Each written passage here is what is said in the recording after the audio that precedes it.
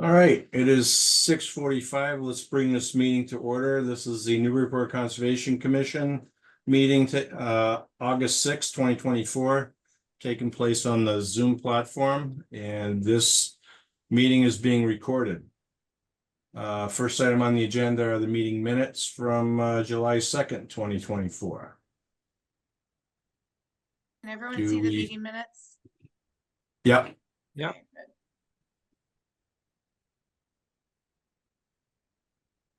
good. Seem good. So, I'll make No, a there's motion to Dan. approve. Second. okay, roll call, Steve Moore, Yes. Dan Warshall, Yes. and David Vine, Yes.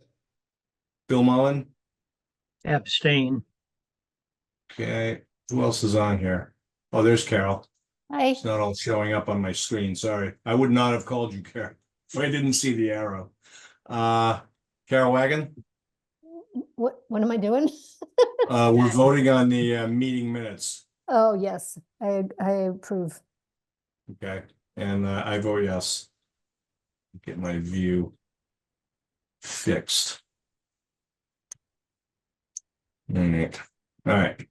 All right. Do we have any Plum Island updates, Julie? No, we do not have any Plum Island updates right now. Okay, so next one's 57 Low Street, overview.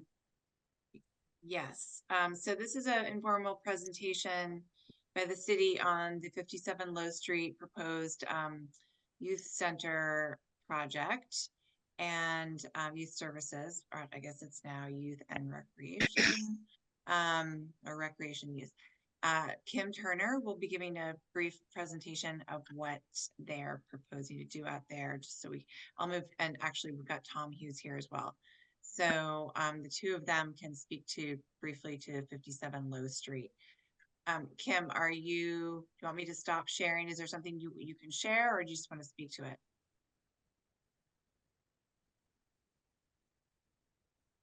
You need to unmute. There we go. Can you guys hear me now? Yes. Oh, great. Thank you.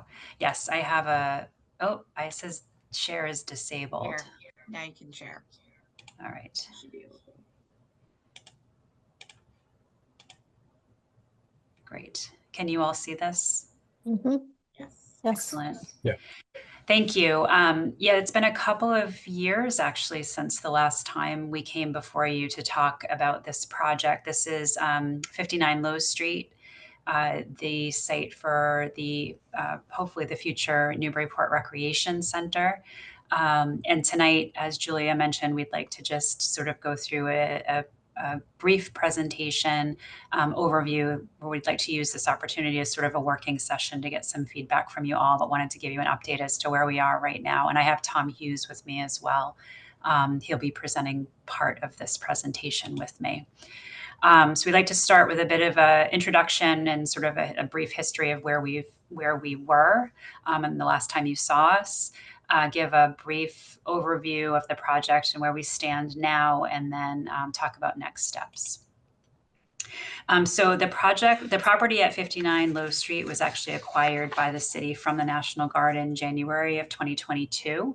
The City Council just last month approved a zoning amendment that will allow a community center use in the I-1 zone, which is the industrial park zone, within 500 feet of an existing school. And so this property is within 500 feet of the Knockmolin School directly across the street. So the use as a community center on this parcel would be allowed. And Tom, are you there? Do you want to speak to the next couple of points here? Not hearing Tom. Yes, no, I'm here. Sorry. Thanks. A little technical difficulty. Yeah, so as part of this process, the commission may recall we did a fresh delineation of the site and came in and confirmed that through a determination of applicability. The area that we confirmed is the area from a chain link fence towards Low Street. You'll see on the plans when we get to that, we retained an older wetland delineation just for graphical depiction behind the chain link. We don't plan on doing anything back there, but it just gives you an idea of what's going on behind there. You may recall that there's a swale area up near Low Street, and that area is ordinance only. It, basically a swale meets the definition for an intermittent stream. And obviously its significance is for conveyance of water and water quality. And then the remaining wetlands are bordering vegetated wetlands that connect to the system that eventually connects to streams within the industrial park. And you can kind of see on screen right now, you can see the area where there's wetlands coming into the site. And those of you who were on the commission when we did this determination, we went and did a site walk. You may recall that those wetlands that kind of come into the site along the left-hand side. Kim, I don't know if you want to highlight like where those are, like that area that juts in, right? So that area, I was able during the delineation process to line that up with where the National Guard used to park a lot of vehicles. So it was really just an area with a lot of tire rutting that collected water in tight soils and caused wetlands to kind of form. There's a marked topographic change between that and the larger complex out back. The larger complex out back is more of a classic wetland with just the remnants of a bunch of piles of fill in the middle that make up the upland. So anyhow, so let's go to the next slide. Actually, I can take it from here. So, Okay, yeah. So the city's been working on sort of some design concepts for this project with a lot of input from stakeholders. We've had numerous meetings with City Council. We've had some working sessions with the Planning Board. Obviously, the Department of Recreation and Youth Services has been involved every step of the way. Our architect is EGA Architects, and obviously we've been working with Tom Hughes as well. The City Council right now is looking for bid pricing before they'll consider any funding options for the project. And so that's why we have progressed into sort of the permitting for the project right now. So just to give a very brief project overview of what we're looking at, the idea here, and I'm going to actually push forward here, is to repurpose this building here. That's this rectangle that's hatched is the existing building. And the idea is to repurpose that existing building, which is the old National Guard and Emergency Management building, and add office and program space in here. Then we'll construct a modular gym, which is this rectangle down here with a connector, which includes a lobby and some toilets. There's parking for 23 cars, as well as 2 ADA parking spaces with a one-way circulation so that parents can drop off children at the front door and continue out onto Low Street. The Knockmullen School is directly across the street here, and this is the horseshoe drop-off where the buses queue for the school. In the back, there's a small rear courtyard, including a small patio space and a half court, as well as a decent-sized open lawn area immediately behind the building. There's also a side courtyard to the north of the building, which is for the younger kids, and it's fully fenced in. All of our sort of pervious or impervious developed space will all occur outside of the 25 buffer zone. However, we are, and Tom can speak to this a little bit more, going to be asking for a waiver request for a stormwater basin within the 25-foot buffer zone. And that area will include native plantings and other plantings for mitigation. So Tom, I'm going to hand it over to you. This is an overall picture of the site. In the next slide, you can see a blow up of just the area that we're talking about. Right. So so you can see the stormwater basin that is at the bottom of the screen, and that area, that is going to be a vegetated basin. So there'll be some woody vegetation planted within the basin, and that is right in the area that, while it wasn't wetlands, it's right next to the wetlands that are formed by the repeated parking of the guard vehicles. And what this will do is this will actually create a vegetated buffer and kind of help meter the water flows in that area. Ultimately, it really does kind of improve the ecological function, even though it's within 25 feet. Clearly, the project has a public benefit in terms of providing, youth services with a nice facility like this. We really have tried hard to get everything outside of the 25 feet that we can. But obviously, when you're managing stormwater, you've got limited options on such a small site on where you put things. So you can kind of see that basin design. Ultimately, what this does is this helps us control water. It's not just going into these tire ruts and making their way down to the wetland kind of unabated. Right now, there's really no stormwater controls on site. The site has a building, it has a parking area, and all the water just kind of sheets off towards the wetland. Some of it goes into the swale up by the road. And on the proposed design, there will also be a water quality structure that will collect some of the water on the Low Street side and direct that into the swale system up there after water quality treatment. So we do feel that while we're, developing within the buffer zone, this is a highly altered site. And ultimately, we end up, I think, creating a better ecological situation with the project, especially when you see the plantings that Kim will show you shortly going on, with this stuff. It's going to be a good improvement, but still give the youth a place to, to do their thing. Can I ask a question? Has there been any flooding out there with all the recent storms? Has that made No. any difference?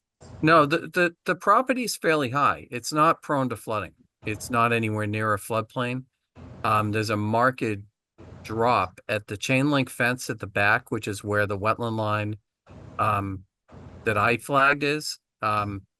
There's almost a 2-foot drop down to the standing water behind, and that water never makes it into the site. All of the wetlands in that part of the site that we're working with are really more from the sort of uncontrolled runoff from the developed part of the site, going over areas where there are tire ruts and tight soils. So it just has formed enough wetland conditions that we have some hydric soils and we have wetland veg. But yeah, no, this is not a site prone to flooding whatsoever. The elevations are significantly above the areas in the industrial park to flood. So could I ask a question? The swale is draining to the basin. Is that correct? No, so the swale is running parallel to the road. Right. Right. It goes in and out of pipes. It runs down and ultimately connects into a stormwater basin at the corner of Perry Way. Perry Way. And that basin is old enough that it's not grandfathered as not being a wetland. So, so basically at the point where it reaches that basin is the point where it becomes Wetland Protection Act jurisdictional. But this swale runs in front of the National Guard Armory and continues down. So the basin is just a collection basin for the site? Is that? Yeah, that's going to be taking some of the parking lot runoff, the roof runoff from the new structures, basically all the new pervious that were and the rearranged impervious on the site is going to be directed into that basin. Okay, and the basin, it's just a holding basin. There's no outlet or anything of that sort. Yeah, I mean, it'll ultimately overtop and then flow down the site the same way the current drainage pattern goes and end up in the back wetland. But right, I think the soils are too tight to do an infiltration basin. But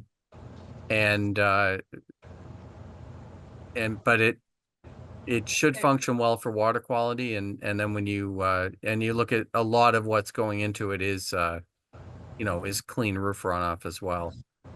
So Tom, then it's not really detention, it's more like a retention basin if there's no outlet specifically.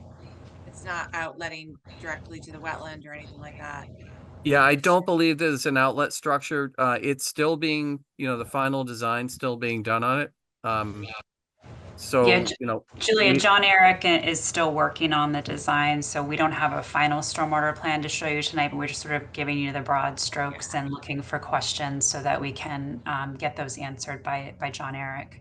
Okay, so I would say it's pretty important to know where that water goes once it gets into that basin, whether it flows out through some sort of discharge pipe, and if so, in what direction and to where, and is there, any sort of treatment prior to, or is it just in a retention zone? That's sort of key to know here. yeah, Kim, can you zoom in on the basin area? Yep. Probably a little So- blurry. Sorry. Yeah, it's good enough. What I wanted you to see is, so if you can see the wetland area, so it's kind of tucked right up against the wetland area. And the idea would be any outflow from that basin should basically make it into that wetland area. And then, Kim, I don't know if you can kind of scroll a little bit to the left. And then that flows downhill, kind of smears Right. across the Right, property. but you don't want a direct discharge into the wetland, right? I mean, you No, can't. no, it would be treated water at that point. But what would happen is it would do overland flow into the wetland. Yeah. And then in that wetland that is fairly flat from where the vehicles have parked over the years, it would then flow through that area down. There's like a break in the fence where the water flows out currently down into that area around flag D10 that you see there. And then there's sort of a standing water area that's about maybe 2 feet below where those flags are. And the basin is entirely within the buffer area or, Yeah. Yes. Yeah. okay. And Do you what, expect this basin to be filled with water, like a pond? Like, what do you? We will know that answer when we, whether it's going to have water in it for what periods of time, once we're done with the design on it. And to the left of the basin, beyond those tree symbols, what is all those little circles? Oh, so I can actually go to the next plan. So I sort of started to develop a planting plan for this. So the idea here is that, well, I know on the previous plan it says grassed detention basin, which we're actually thinking about is a planted retention basin. So it would have all native native plantings, things like sweet fern, low bush blueberry, a mix of native shrubs and perennials that would also act sort of as a buffer between the wetland and the developed part of the site to try to prevent, any encroachment into that wetland. Also thinking about putting in some understory trees. So I've got river birch in here and then some oaks out in the back, again, to kind of delineate where the edge of the lawn area would be and where the wetland begins. And then there would be some other plantings up closer to the building, but my guess is that you're more interested in what's happening sort of out in this buffer zone. So still sort of working through the planting plan. As I said tonight, our goal here is to sort of try to get as much feedback from you all as possible so that we can go back to our design team and make any changes before we file for a formal notice of intent for the project. Is that thing that looks like a fence next to the retention basin, is that a pergola? Or Here? whatever? No. Oh, the here? big- Yeah, that. Yeah, that is a pergola with just sort of some like porch swings underneath it. That's right along the edge of the patio. Okay. And What what's is to that keep people from going into the wetlands if they're there at the center?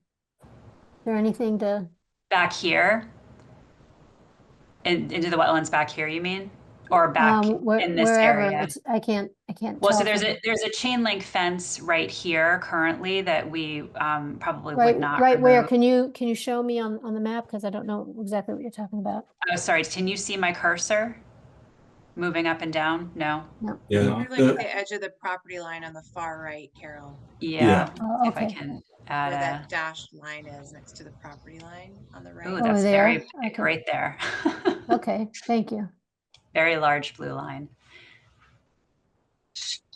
And the basin itself will stop people from wanting to go into portions of that wetlands at the top of the screen. Right, that's the And- purpose of the plantings there. Right. But the other thing is that area of wetlands is actually quite walkable. Mhm. You know, but the area down below the chain link fence is going to be valuable because that does get standing water down in there. Behind the chain link fence. Yeah. Yeah. There's Right. like a little roadway through, and then on either Mhm. side, there's standing water. So, Tom, when we were out there on the site visit, we were able to get through that chain link fence and actually go out and look at the wetlands. Yeah. And we, at the time, I don't know if it was just you and I or anybody else, but we talked about cleaning up the wetlands a bit and use them as an educational thing for the youth center and also for the middle school. So, Yeah. I mean, that's something that we have I'd like to talked- see that. Yeah.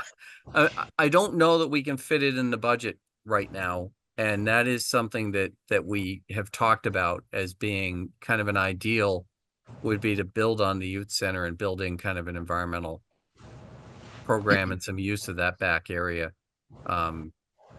cleaning it up and all that. Well, for $7 million, I think we could do it. There's got to be something in that budget. So that's my 2 cents worth. Kim, How did you come up with the 23 parking spaces? It seems like if there was some kind of a youth event, those would go pretty fast. Yeah, so that was actually on purpose. So the zoning right now is one spot per I think it's 50 square feet or 500 square feet of floor space. So that brings us to I think 21 or 22 spaces.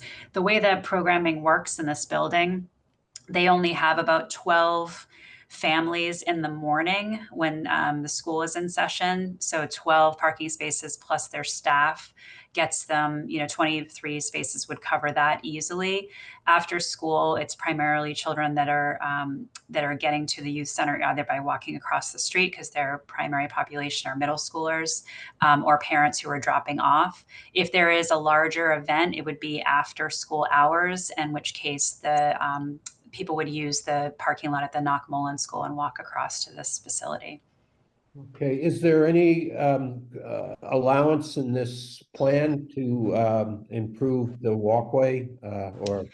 Yes, that's establish- something that we're also working through with our design team right now. We've actually are going to be engaging TEC, who is our one of our traffic consultants, and they are studying, crosswalk, hawk signal, sidewalks, vertical curbs, that sort of a thing. So that's also under consideration right now. Will be reviewed during site plan review with the planning board.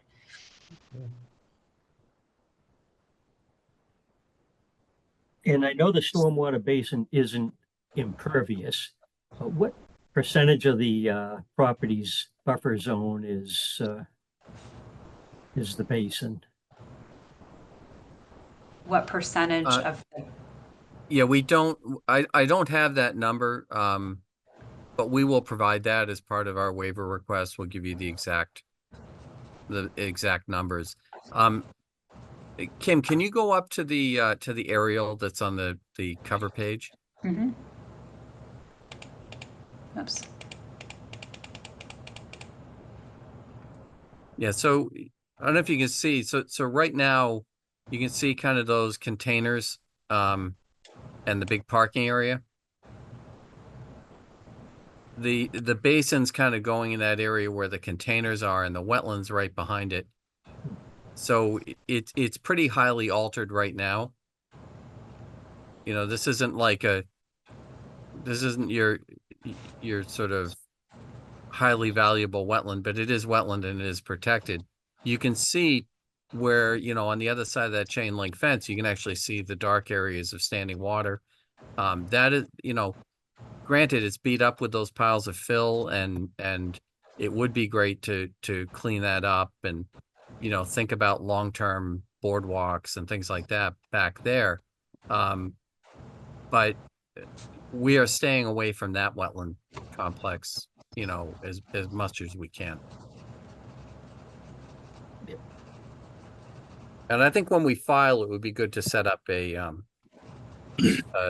another site meeting, because I don't think all of you have enjoyed the pleasure of visiting this site.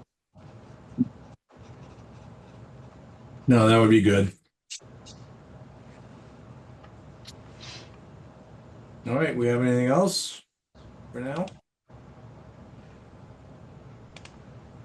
All right, hearing none. Thank you, guys. Well, thank you. Thank you. Thank you.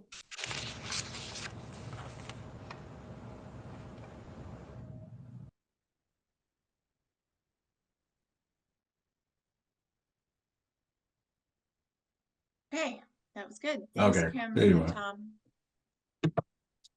All right, on to our regular agenda. Certificates, compliance, requested determinations, etc. I've got Karen Polistrino, 1 Boston Way, LLC, 1 Boston Way, request for a certificate of compliance.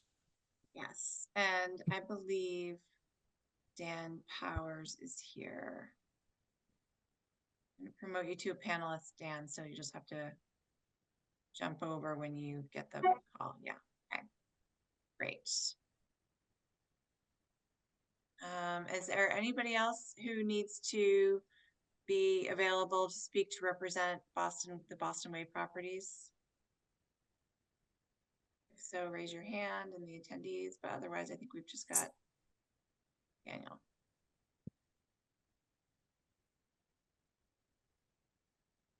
Okay. Okay. Yes, hi.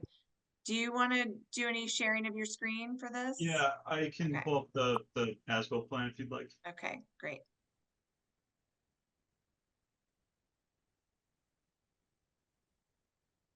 So the as-built plan should be showing on the screen right now. Yeah. Okay. Hi, members of the commission. My name's Dan Powers. Just sure, sorry. Wait, is the plan still on the screen? Yes. Yes. Okay, good. Sorry, I just wanted to shift it to a different monitor. My name's Dan Powers. I'm an engineer with the Moore & Cameron Group in Danvers, Mass. And here tonight representing on Boston Way LLC regarding this COC request. So this and the next agenda item, they're kind of a shared property at this point. So we wanted to submit them at the same time. I'll try to focus on 1 Boston Way for now, and then we'll jump to 3 Boston Way after. So everything here was built in substantial compliance with the design plans. You know, obviously there was some adjustments to the drainage system throughout the project, specifically once we started to design out 3 Boston Way in this area here. But the intent stayed the same. We rerouted some of the water coming from up here through an existing drainage system into a CDS unit here. And all of that's kind of draining through the central basin and out to the wetland. It's providing treatment through a hydrodynamic separator. And then, yeah, the properties share common entrance, or not entrance, but they share a mutual driveway up here. That was added in during the 3 Boston Way site plan. And all of that's kind of handled through easements. So, yeah, I guess if there are any questions, I'm happy to answer them now.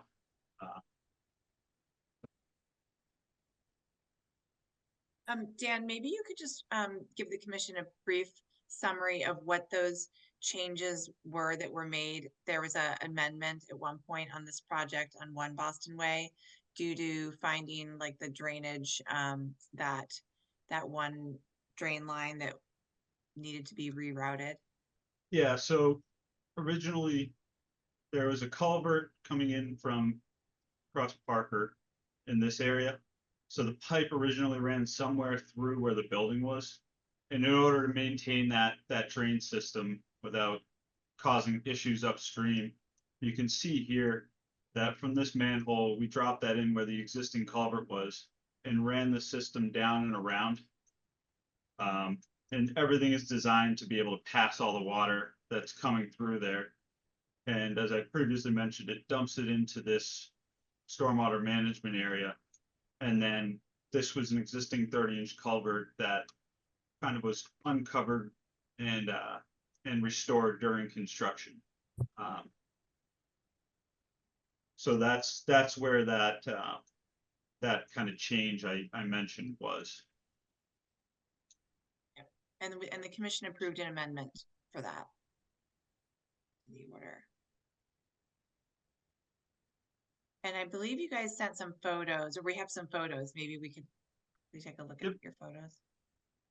Yep. So just to quickly pull this up, and I'll jump back to the plan to give you a reference point. They're starting out kind of in this area here, looking down Boston Way towards Parker Street. So this is the sidewalk along the frontage of Boston Way. Your stormwater management area is kind of off to the lower right corner of it. Parking garage is right over here. So as we go down, this photo is looking back up this way to the parking lot. 3 Boston Way is off to your right.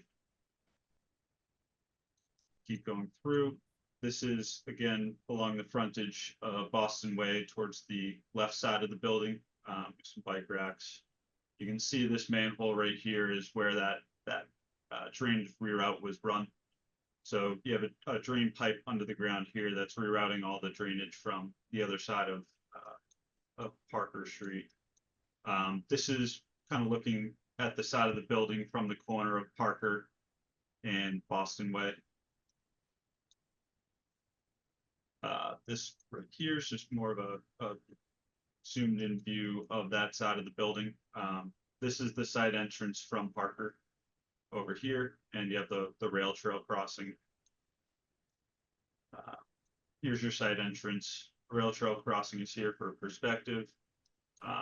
This was all reconstructed during construction to take down the sidewalk, make the entrance work. Here's a view looking along the back of the building. Parking lots over here, train station, again for perspective, and then individual patios. There's a view of the parking lot along the back of the building. This is a crossing that takes you from the building train station. This is a view of the amenity space that's along the back of the building, kind of along the side that's shared with 3 Boston Way. In the background here, you can see the previous development for 3 Boston. And then just another view of the amenity space.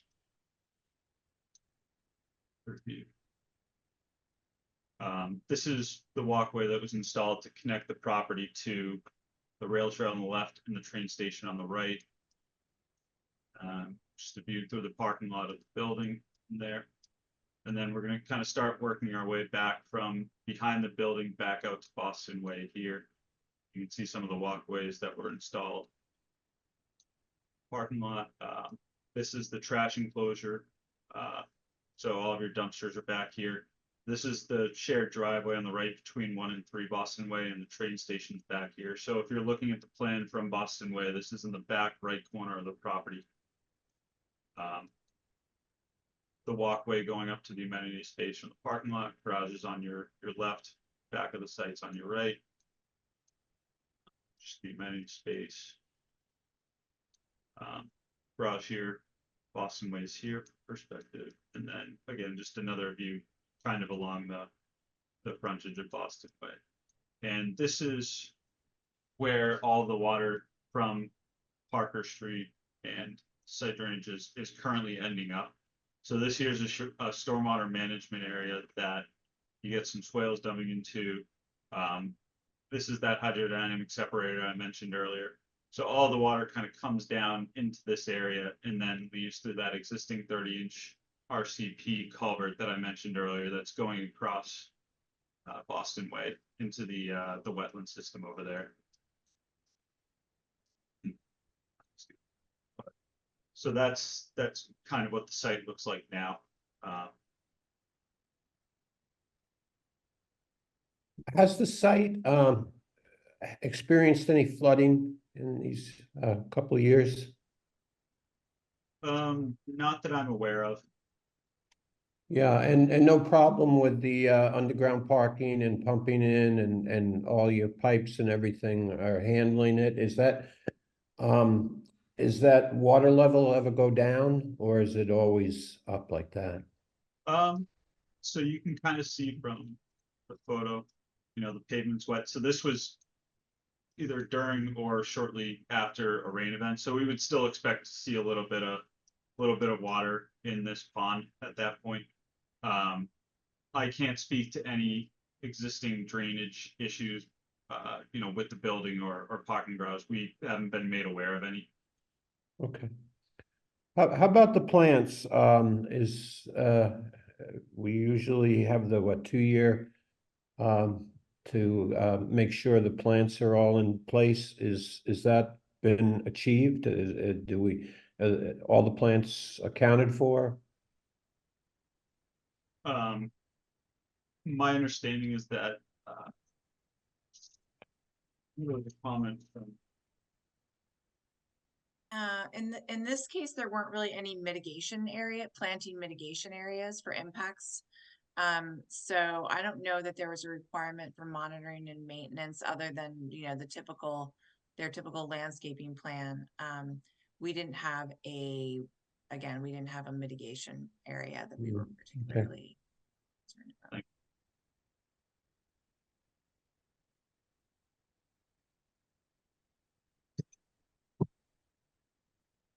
Okay, do we have any other questions? I just had one question. I remember back when the project was proposed, there was some discussion about like hanging gardens off the west side of the building along Boston Way. Did those make it into the final plan, or was that just something that was discussed in that earlier proposal phase? Do you recall that, Dan? Very loosely. I don't know if I don't believe we move forward with that. You know, you can obviously see there's some plantings here. Yeah. I believe that originally we may have thought about putting them in for stormwater controls, but realized we didn't need to, just to, you know, peak rates worked with our system because you're essentially going from a paved condition in the existing condition and you weren't really increasing impervious area from existing to proposed. So instead it was just, you know, some landscape areas were essentially proposed and approved. Okay.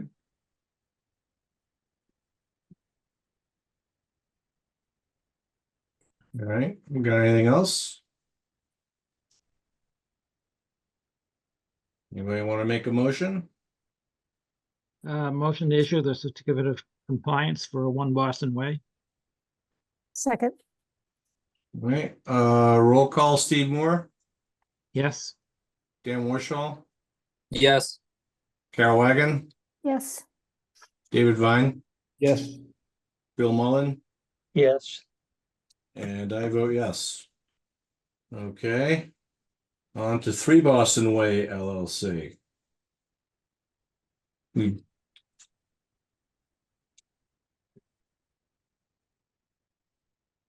Okay, just once again for the record, my name's Dan Powers, with the Moore and Cameron Group, representing 3 Boston Way LLC, requesting a COC for 3 Boston Way. So site was essentially built in substantial compliance. There were some minor site changes throughout construction. You know, as we mentioned, this was built slightly different than we had originally proposed. I believe this pond was modified slightly due to some conditions found during construction, and essentially this was steepened a little bit. We threw some riprap in order to stabilize flows coming off of the parking lot. Over here, I believe there was originally another scupper proposed right here. During construction, the elevations over here changed a little bit to kind of mirror what was found. There was an existing swale we weren't aware of before. It was covered by some organics. So this was lifted a little bit, and the cast iron drain pipes just fit a little bit better than the scupper. Then, the commission had previously approved a modification on this site to adjust the site grading. And that was essentially done so that we could reduce the amount of export going off the site, which decreased some of the required site work.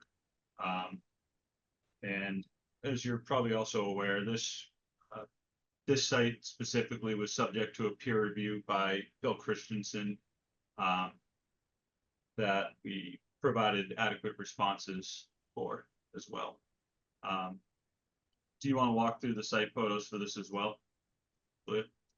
Yeah, I think that would be helpful. Thank you. Okay.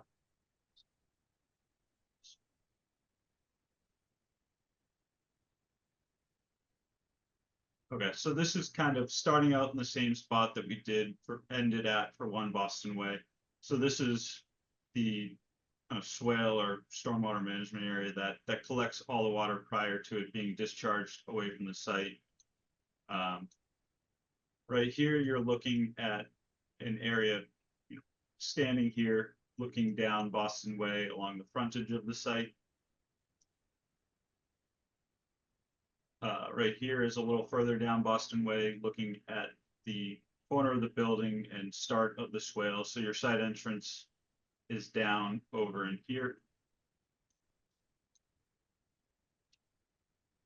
Here, kind of looking out back towards the train station from down over here. It's kind of looking from the train station in between the two buildings out towards Boston Way. So this is a little bit of an amenity space, shared space. That drainage pond I was talking about earlier is down below where this fence is, for a little perspective. Looking the other way on this, so your train station's behind you, drainage pond's right here. This is your shared driveway between the two. This is looking along the back of the building out towards, away from 1 Boston Way.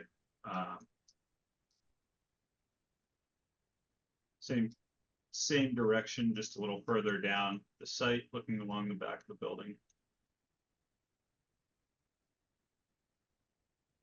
This is standing at the corner of the parking lot, looking along the back with both buildings in there along the train tracks. This would be standing at the train station, your walkway out to the building, and then this is kind of the back parking lot running between the lot and the train station. And kind of same view, just a little closer in. This one, you're standing in between this little area here and the back parking lot, looking away from 1 Boston Way. Same view. Same view, looking straight down one of the sidewalks. This is at the end of the parking lot, so your side entrance goes back that way, and you're looking down towards 1 Boston Way here. This is a view of one of the generators, transformer pads right here. Your side entrance is down over there. And then, again, looking kind of along the back of the two buildings, on the parking lot, train station. This is kind of the corner where you turn back towards your side entrance. This leads towards 1 Boston Way. You have your parking garage down here in the building. Same view. You have a stormwater management area over here. side entrance, and then your swale leading back towards the drainage system we were looking at earlier. This is a view along the back of the building. And then this is a view along Boston Way right here. You can see this swale here. So those two cast iron pipes I was talking about earlier, those are coming out here. You have some drainage that allows water to get off Boston Way into this swale. And then just another view of that swale along the front of the building from a little further down. This right here is a culvert that runs below a walkway up to the building and some stairs. That just connects two sides of the swale together. Closer view. This is your drainage system for both buildings, connecting, again, pipe going under Boston Way that was reused from the existing to the condition now. And then that's what we have for those. Do you have any questions at this time? Yeah, I have one, and I should have asked it on the first one. That 30-inch pipe that comes out of the pond and goes under Boston Way and then into the wetlands. Yep. What's on the wetland side to dissipate the water flow? And I don't know if you have any pictures of it, maybe not. I don't know if I have any pictures. I unfortunately didn't pull one up before. So this, as I mentioned, this was an existing pipe under the street. I believe they may have dug out this end here to restore it. But unfortunately, you know, I wasn't involved with that phase of it, so I can't speak to that. Okay, I'm just concerned that you get a full 24 or 30-inch pipe going out there, and if there's nothing on the other side to dissipate that flow, you're probably doing some damage to the wetlands. So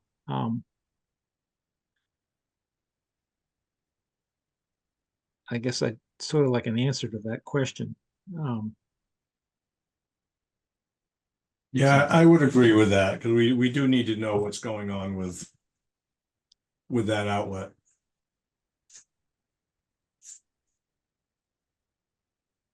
Yeah, although I gotta say, I mean, that's given that was an existing 30-inch outfall pipe right there, or connection, stormwater connection across the street, and neither of those two sites, 1 or 3 Boston Way, had any stormwater management features on it before, and both were developed, and now there's, you know, a detention basins and treatment on both sides. That given the stormwater management standards that they had to meet, there shouldn't have been any increase in the rate of runoff from the site over pre-existing conditions. So my guess, it should be that the outfall does not have any increase in rate of runoff out of it across the street if they met those standards. I would add to that. So we did perform an as-built hydraulic analysis for 3 Boston Way. The rates of runoff are decreased for the 2 and 10-year storms. The 100-year, you can't really evaluate it because everything's operating under theoretically the pipe underwater, since it's within the FEMA flood zone.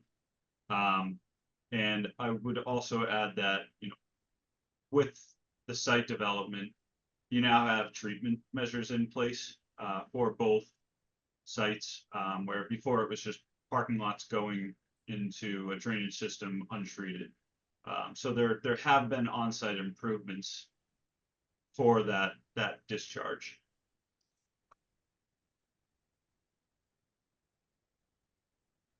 Okay, I'm good with that. Forgot about the not increasing runoff part of it. So Yeah, I'm good with it, but if you could take a picture and send it to Julia just so that we can take a look at it. And I'm curious, I would like to know, but I'm good with what you said. Yeah, that'd be good to have for the file, just to see the outfall or just discharge location.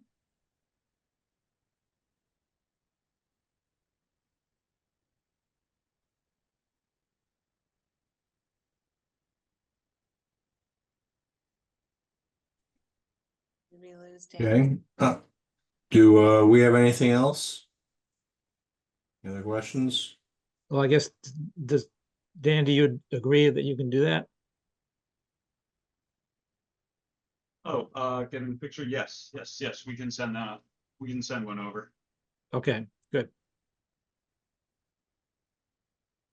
Okay, I'll make a motion to issue the certificate of compliance for, or completion for 3 Boston Way. Second that. Okay, roll call, Steve Moore, Yes, Dan Warshaw, Yes, Carol Wagon, Yes, David Vine, Yes, Bill Mullen, Yes. and I vote yes. All right, thank you, Daniel. Thank you for your time.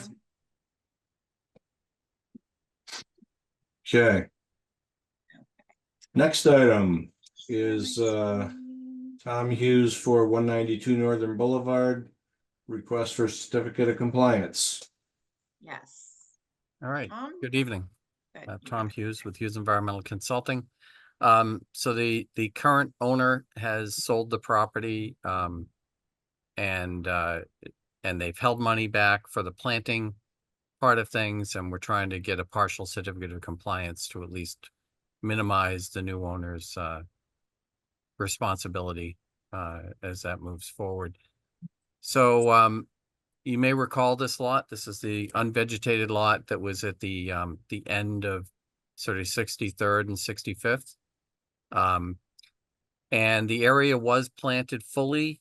The beach plums that were put in did well, but the beach grass was planted the year we had the drought, and the bunnies pulled most of it out and chewed on the roots. So we need to, some areas are doing well, other areas need to be replanted. So we know the vegetation is not up to snuff. And then there's the other thing that's just minor deviations from the plan. I think the driveway is like 12 square feet larger. They did not do the patio on the side. They did do granite cobble edging for the driveway, which the commission has generally been preferring lately.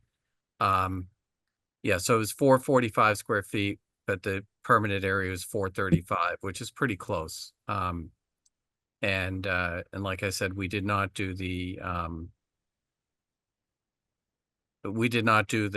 patio area. The generator platform was actually slightly larger as well, 38 to 46. And then there's a bunch of Virginia rose that are planted along the fence that also were not shown on the plan. Along Do the you want me to street. bring up the, this is the permit plan? Yeah, so there's one area of fence I want to talk to the commission about. If you look at the plan, and the interesting thing, Julia, when you look at that one, hold on, I had pulled one I up. might have a different one. Hold on a sec. The plan that I have, Plan up here. actually, let me look at the plan you have again. I'm sorry, This is the approved plan. I'm wondering if I have the as-built here. Hold on a sec. Let me pull up the as-built plan. yeah, so the permit plan, we did a minor revision, and the permit plan that you have, I was looking at the minor revision plan. That plan shows that fence running straight across the back, but stopping in the bushes and coming out. And the one I have only has it on the left-hand side. But in any event, Julia, can you drill down onto that section with that fence that runs across? Yeah, hold on one sec. Yeah, hold on.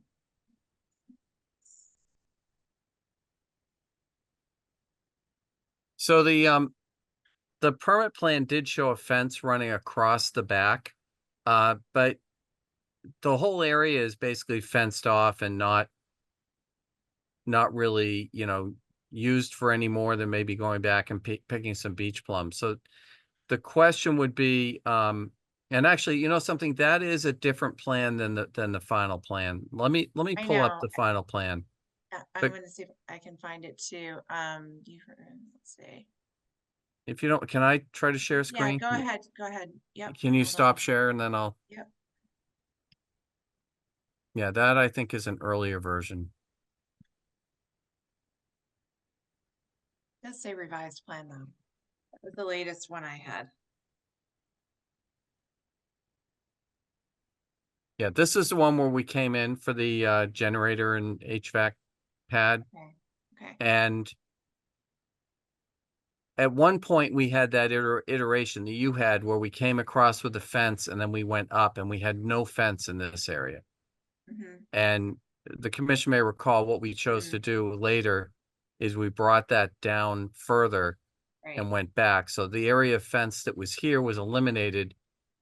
But I guess we had left this section in. So the question is, I mean, I don't really feel like this is necessary, but if the commission's okay with that, we would ask that you issue the partial certificate of compliance that just says the only outstanding thing is vegetation. If the commission does want this segment installed, then what I would suggest would be the commission votes to authorize the issuance of the COC once we provide evidence that that this section of fence has been installed.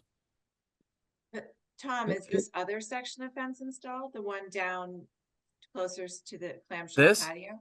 Yeah, this is all there. The patio's not there? there. Right. Patio was not constructed. And this fence is in, and so I'm gonna stop, In that actually, location? Is it in that location or is it down closer to the driveway? let's take a look. You briefly flashed some pictures up there that might be helpful. Yeah, I just pulled up those same ones. So let me just, only you guys are in the way of my Adobe controls. Hold on a second.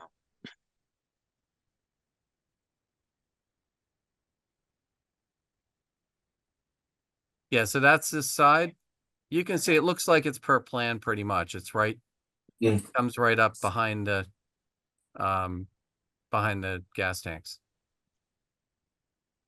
And I think there's another one that might show that even better. So I guess the Oh, okay. question is that clear to the owners that that area behind the fence, behind all of the fencing is fenced because it's not to be built on or otherwise disturbed? Yeah, I mean, I talked to the owner. The owner is actually, you guys probably, some of you at least know John DiFilippo at the yacht club. It's his brother. Yeah. So he called me before he bought it and we talked about it. And, you know, it's not that you can't walk out there, and he can even walk his dog out there if he wants to walk his dog out there. But he just can't, he has to maintain it with its vegetative cover, and you know, he'll want to go out and I think and pick the beach plum, which I mean, Yeah. so, but it's an So, area but passive. will a future owner know the same thing? I'm just on the other side. Can we just quickly look at the rest of the fenced area? Like go Yeah. back to the photo that shows it on the other side. I want to see. So okay, so it looks like the stairs come down Yep. and Is there an opening in the fence there? Or It does the looks fence like there's one right here, I think. Let me see if the other angle. That appears that there's an opening right here. so I I mean, to think me, that reads, if you're an owner of that house, that's just your fenced in yard and it's just fenced in, delineate your Okay. yard, not that it's fenced as So, an so I area. think if you put two rails in there connecting those two posts, that says you're not supposed to go out there, to me. Yeah, If I it- mean, the thing is, I would think you would want, I mean, any owner's going to want a gate to be able to access their property. You know, even if it's just a passive use. They own the property. There really should be no reason they can't walk through there and get Lyme ticks on their legs if they'd like to. But it should be that level of passive, you know, walking through, not trampling. I think either, you know, I think a gate could go there. If, you know, if the purpose of that cross fence that would have gone kind of back here was to kind of leave this area as the more accessible of the property. I mean, we could just do that. We can just install that fence prior to you guys issuing the partial COC, and then the property would then comply fully with that fence plan, you know, as shown, and then it would allow us just to focus on getting the vegetation in. So with that cross piece, would it go into that large beach plum, or would it connect right where the white ending, the white Hold on, let me- stuff? What it Kinda would goes do, straight into the beach plum. doesn't yeah, it would go up and end in the beach plum. So I think the way we showed it is it kind of ends right here. And this dash line here is the separation between the two original lots. You may remember this is a double lot. So when we extended the fence down here, we took it off of going across the beach plum here. So it would come up and kind of, we'd put the last fence post right in the edge of that beach plum, not near the roots, but just so that you'd have to like walk into the beach plum to walk around it. And you're saying that all the land behind that fence is not supposed to be developed in any way and not supposed to be protected? I mean, none of the property other than what we developed should be developed beyond what we showed on that original permit plan, right? I mean, the house is the house, the driveway is the driveway, etc. But it doesn't mean that the property can't be used by the owner for passive use. Yeah, but is there some kind of restriction on the deed so that? No, I mean, but anything that would extend beyond this, I mean, I shouldn't say it's a never thing, but they would have to come back to you with a notice of intent, and they'd have to show that they meet the performance standards for anything further. But Point of it was just to go back to like the intent of it was that this was basically a fully vegetated site when and a vacant lot when the project was built. So the agreement was that the footprint that they were placing on was the maximum amount of footprint that could be built on, because otherwise they would be impacting vegetation, and that's not permissible under the ordinance and under the act. So in order to make sure that all of the mitigation vegetation that got planted and the remaining healthy vegetated areas of the site would remain that way, so that an owner of this new house wouldn't go out there and build a patio or store a bunch of trucks in the backyard, or that kind of thing. So in order to prevent that from happening, which is typical sort of like creep homeowner, like backyard creep, the fence was proposed, and we didn't fence in, we didn't want to prevent them from using the whole site, but at most of that back area, so that we could just ensure that vegetation would remain into. yeah, I mean, I think even with a fence here, you're going to want to allow a gate. I mean, because litter blows around and somebody's going to want to get in there. Yeah. One of the things to remind the commission, there was a footpath as well, and actually got worse during construction, where people were just cutting across this back edge because it's a popular spot. Fishermen were parking along the street and walking across to go out and fish out by the jetties. So this was an area that was heavily impacted by just folks in the neighborhood trying to, and fishermen who were trying to get out to the beach. And part of the reason for this whole thing was just to keep the foot traffic to a minimum and really protect that area. But it does need to be planted, fully vegetated, and any walking around or use of their property, they just need to make sure that they maintain it in its vegetated state. I'm just concerned, I mean, you say that somebody, if they sold it, then the next person would know not to build on that part of the land. I mean, that's a big chunk of property for Plum Island. Well, first of all, let's talk about sort of reality. So here is the floodplain, the AO is here. So they can't cross over that AO line without a lot of serious restrictions that are in your ordinance. The only areas that are within like zoning setbacks and a floodplain that could actually, something could happen in is here. And you've got this big stand of beach plum right here. It's highly unlikely that somebody could do much beyond that existing footprint, given the site conditions and the current regulations.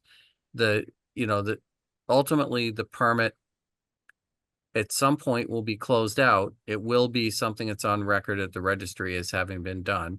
But there's nothing somebody can do on Plum Island that alters the vegetation or constructs anything without getting a permit from you guys. And it's a highly visible site. I mean, this is right at the end of two streets and right on Northern Boulevard. Yeah, It's, and given that the mitigation for this project required this entire area to be vegetated at like basically 100%, there would be no way for anyone to build anything there. Yeah. Because they couldn't have any. But you said it's not vegetated at 100%. It's well, not yeah, right but, now. if you guys vote to issue this partial certificate, you're not giving up it's a partial closure of the permit. It basically says the building's in the right place, the driveways are good, the generator and HVAC units and all that are good, and the fence is good, with or without, like whether we install this now or whether you guys say, okay, it's not needed, whichever way we go. But basically, it says that you've signed off on everything except survival of vegetation and the vegetative coverage. And there's a holdback in the closing that will pay for a replanting of the site. I think it's enough to pay for replanting it twice. So it will be established, and then it has to survive for the 2 growing seasons and all that before you give your final certificate. So you maintain that control for now on the vegetation. And then once it's fully established and you release the final part of the order, at that point, this site is fully vegetated. We could even make a perpetual condition regarding the square footage of vegetated area that has been required to remain on the site. Yeah, correct? I don't know that you can do that because in order to put a perpetual condition in, you have to reference the condition number in the current order. But Yeah. we can look in the current order and see if there was a perpetual Yeah, condition or I something also- you could cite. Yeah, okay. But I think in the end, you won't be issuing your final certificate of compliance on this project till it's fully vegetated. How about that on the vegetation? I mean, it's been a while. You couldn't establish it. The rabbits or whatever was the thing you cite. Some of it was successful. I kind of remember walking this thing and is there any change in what is being proposed to be planted? Is there something that could be? On this site, I think American beach grass is going to be successful. It was the rabbit activity on pulling out fresh plantings seems to have died off. We had that drought year, and it seemed that the rabbit population began to learn that the roots of fresh plantings were succulent.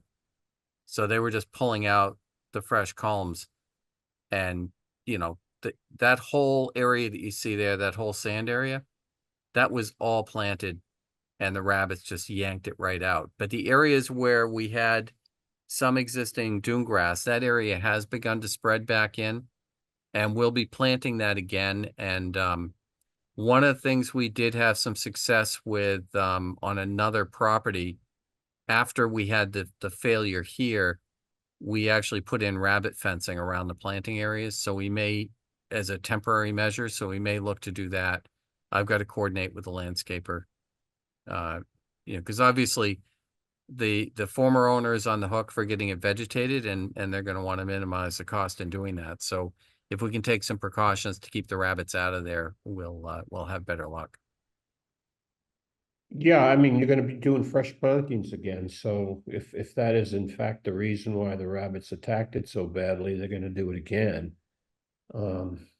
Yeah, but they've now got water sources. We're not in a drought. The problem was at the time they didn't have a source of fresh water. So probably a good idea that you are holding enough money to plant this twice, because yeah, you need 100%. I Yep. think there's a pretty decent chance someone's gonna have to come back there again. yeah, and I may look at whether it makes some sense. We had some plantings in in that area, like on those sand areas kind of up above, we put some beach plum in there and they're doing quite well. We could add some more beach plum to extend that cluster a little bit, but you know, to get some of the coverage, I think that would be consistent with the approved plans. But you know, the idea is we're gonna get on this fall, this site will be planted again. How And- about a plan for doing the revised planting or the part that's left to be done? Yeah, I mean, that's just as shown on the original plan. It's just 1 foot on center American beach grass. Okay, but you were just saying that some other. Yeah, if we choose to do some beach plum up in that sand area there, what I would do is I would email Julia with a markup of where we would do that. I'm concerned mostly that there's something on record that says what it's supposed to be when you're done. And Yeah. Yeah, if it's- we go back to that, any of those approved plans, Julia, like whether it was that interim one you had. Now I'm not sure this showed it. We had proposed a bunch of beach plum in that to expand that area. And we also had some transplants from the driveway area that went back there. So, maybe it's on that. Let me look on the approved one I pulled up.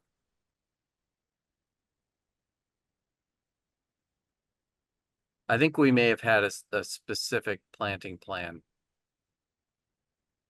There was, and for some reason, Yeah, I mean, we'll make sure it's consistent with the specific planting plan. If there are any changes, we'll certainly file the right paperwork to document that. yeah. Tom, you said the driveway in the gravel, the generator pad were a little bit bigger. Yeah. What is the size of the unconstructed patio then? Is it offset? Yeah, it is, it more than offsets. It was, You want to show? let's see if I have the Yeah, area. wanna I have that share? plan in front of me. I know I'm not sharing it with you, but I can if you want. Let You me I can. find guess it. as long as it more than offsets and that's Yeah, good. the clamshell patio,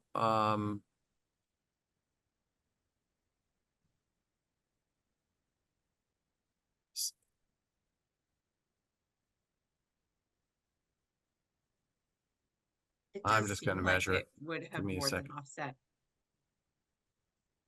It seemed like it would have, seems like Yeah. it was good size, and that was Because 10 extra square feet. Mhm. Yeah, For the driveway. it's 10 by 10, so it's 100 square feet.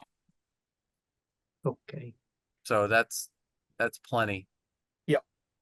Okay, and one more thing, since we wouldn't be able to specify the square foot of vegetation. Beside it being hard to develop, is there anything to prevent the lot from being split up again? Yeah, it's a non-conforming lot, even double lot.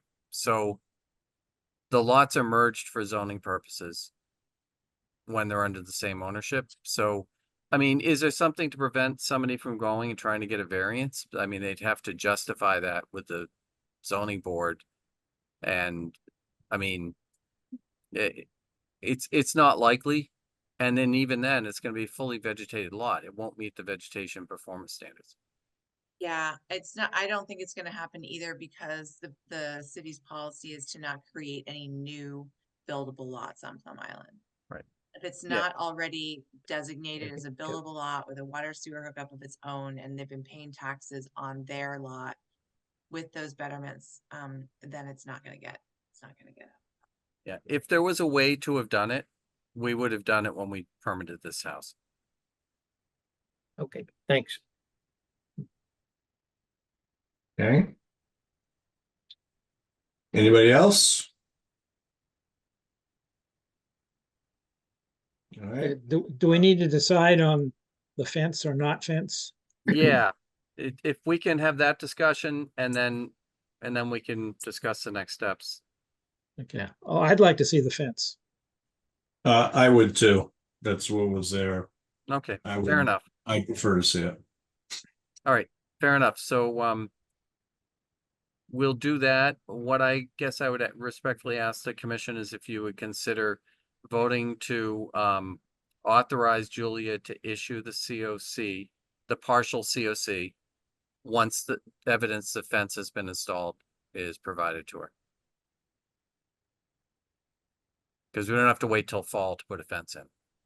Then we don't have to have another, public hearing on Right. this. This also gives assurance to the seller as well as to the new owner that, the issues have been minimized. Okay, yeah, sure. But how are we going to provide for something on the planting? I'm sorry, I But- missed. What's your question, Carol? If we only say something about the fence, what happens to something about, guaranteeing the plantings? Oh, so if, Julia, can you pull up my actual COC form? Yeah. All right, so if you look at what I checked off under number 5, the request for certification is the following portions of work regulated have been satisfactory, and I say all elements of project other than vegetation coverage and survival for 2 growing seasons. So if you issue this partial certificate, it means you're saying everything else is good except the vegetation coverage and the vegetation survival. And the only problem with that is that this order of conditions actually expires, if not already, relatively soon under the Permit Extension Act. So they are going to need an extension of their order of conditions in order to do that, right? Keep the order open and get that planting done. Yeah, I suppose I was actually, as you may be aware, there was a bill that was going to give us a 2-year extension act. Another? But it was tied into the economic bond bill that kind of the conference committee never came to agreement, in large part because of the Revolution soccer field. Mhm. So there is likely to be a 2-year extension act passed by the legislature in the next few months, but I will Oh, send in I a, wouldn't bet on that. Maybe can we get that? We have this we created a mid-project permit compliance form, which requires it's sort of like at this point, if there's a partial or if they're getting an occupancy permit, but they're not done with the work yet, that requires the applicant to identify the remaining work to be done under the order of conditions and when and how they're going to get that done and when they expect to request the final Think you're certificate of frozen. compliance. okay, so you want me to, I'm happy to submit that information to you. I also think planting probably can be done with an administrative approval, since that's all that would remain other than the fence. The fence is the. Yeah, it's just that we don't like to leave these things hanging out there for the next 25 years, you know what I mean? Yep. So it'd be good to have them commit to a date. Yeah, by no, which they, I think the deal between the buyer and the seller is that has to happen this fall. Yeah, okay. As well, so. So we'll just get that in writing. You can use the mid-project permit compliance form to do Okay. that. I believe it's online, if not. All right, so we I can- guess what I would ask is that the motion could include installation of the fence and filing that form with you. Yep. Before you can release the partial COC. Yeah, I like it. And the way this works, and I hadn't really thought of this before, but you now have the ability to sell this lot with this partial COC. What- It is already sold. so what is in fact the incentive for the owner, the new owner, to finish the Because the contractual terms of the sale included the seller putting a significant amount of money in escrow, and the buyer understands that there is a lien on the property constituted by the order of conditions. Even with the partial COC, it's still a lien on the property until it's fully satisfied.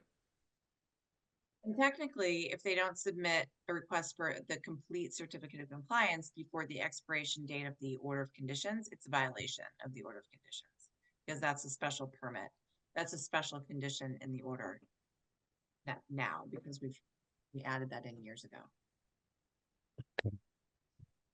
Well, as long as it's made clear to the new owner, that just as opposed to just kind of forgetting about all this. Yeah. Yeah, no, there's no intent on forgetting about it. I've, like I said, there's been significant monies set aside for this, and And even if that's the fence wasn't included in the calculus, they way over budgeted on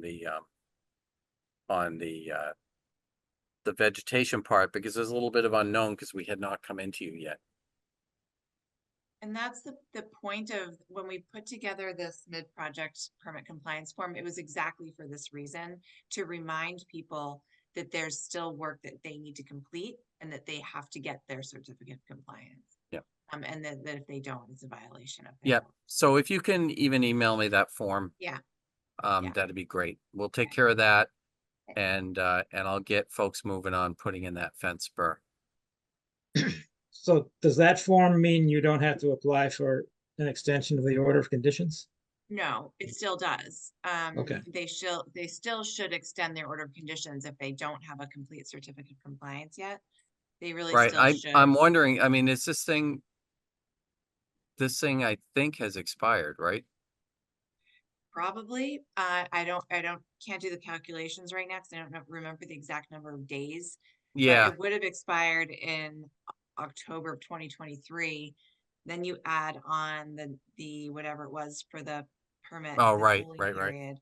Yeah, we can figure that out, Julia. And if I need to either fill out an administrative approval request or an RDA or, I don't think this would warrant a new notice, No. but No, I wouldn't either. It just, if it's not expired yet, let's just have them do an extension Right. request along with their mid-project compliance thing. yeah, and I do think I think the legislature is intent on passing this extension act. It was passed by the House and the Senate, and that language wasn't different. The problem was there were a bunch of other things the Senate put in, and the House hadn't, so they never could come to agreement on everything else. Got it. It sounds like they had a pretty bad end of session this year. Yeah, yes, it does.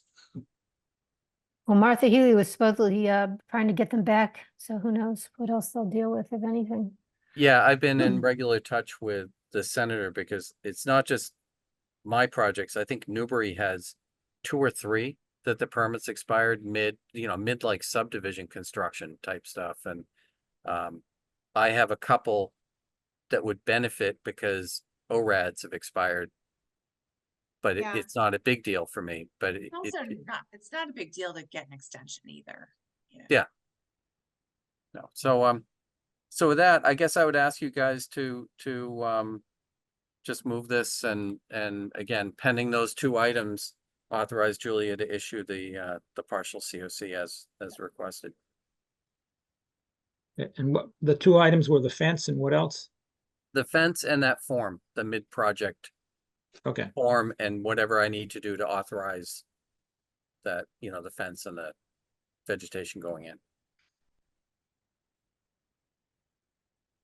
Okay, I'll make a motion to issue the partial certificate of compliance with the 2 things that we just talked about, the fence and the mid, whatever it was. Mid-project form.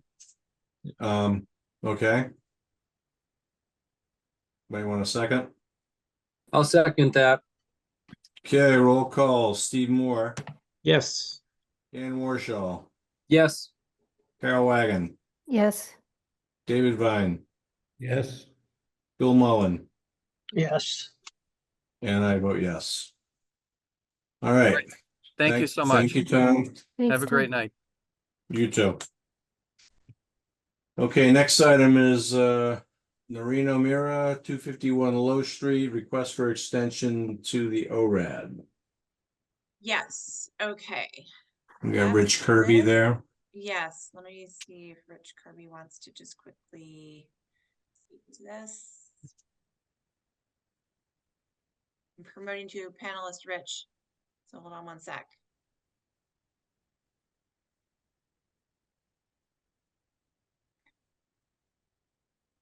Now you should be able to unmute yourself and you can tell the Yes. commission what's going on.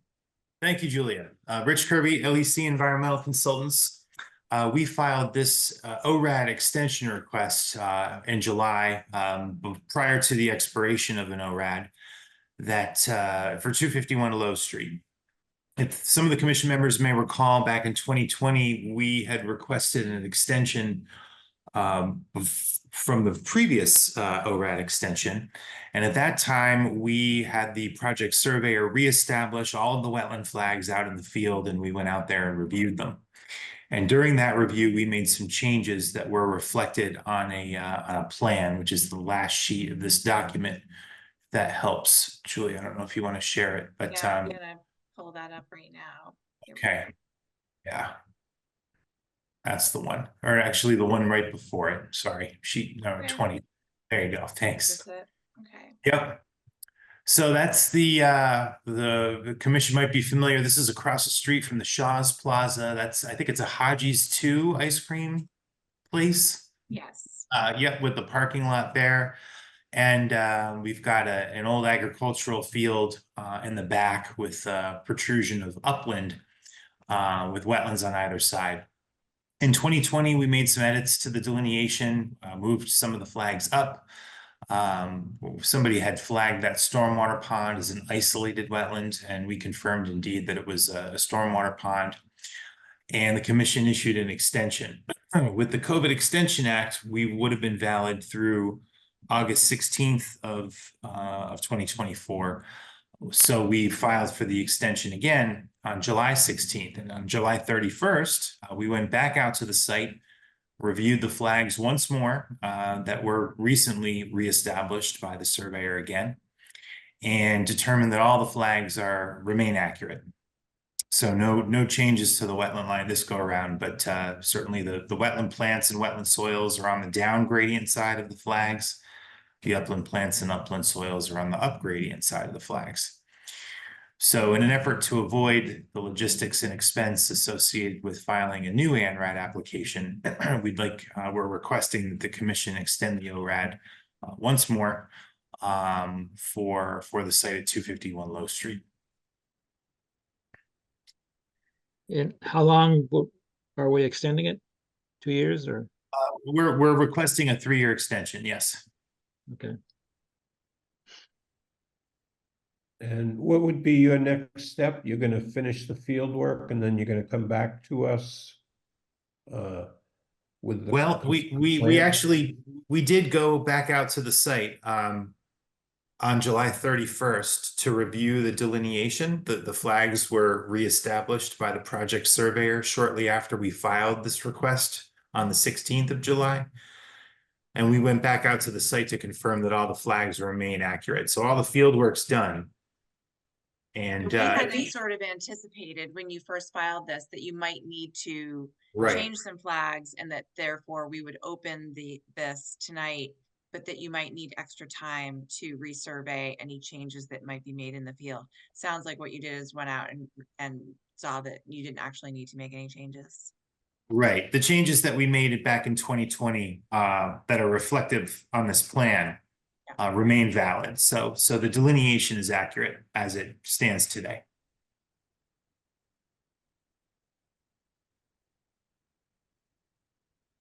Okay, so we don't need an updated version of the map? I'd Correct. only need an Or- updated version if they were gonna make some modifications again, like they did last time. Okay, okay. Well, they should probably update the date of it in order to maintain what we're trying to accomplish here, to keep it going. You want to do what, David? I was suggesting that maybe this should be updated to reflect the fact that it hasn't changed or somewhere. Yeah, that would probably be a Well, good so idea. actually, when on the ORAD That- form, on the extension form, it does ask whether or not any modifications have been made. So it's sort of the changes or no changes is reflected on the form that you issue when you issue the extension. Oh, okay, Okay, so that's not necessary. Yeah, Okay. it's included. all right. Anybody else got any questions or concerns? Not hearing any? Can we get a motion?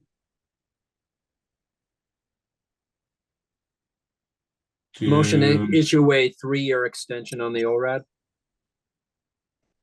Second, all right, roll call, Steve Moore, yes. Dan Warshaw, Yes. Carol Wagon, Yes, David Vine, Yes. Bill Mullen, Yes. and I vote yes. All right, thank you, All right. Rich. Thank you very much. Appreciate it. Have a good night. you You too. too. Good night. Okay, next item is Mark Drago, 3Q Street, request for certificate of compliance. Yes, okay. Here's 3Q Street's request for certificate of compliance. Anybody? If anybody's here representing 3Q Street, please raise your hand. I don't see anybody. Well,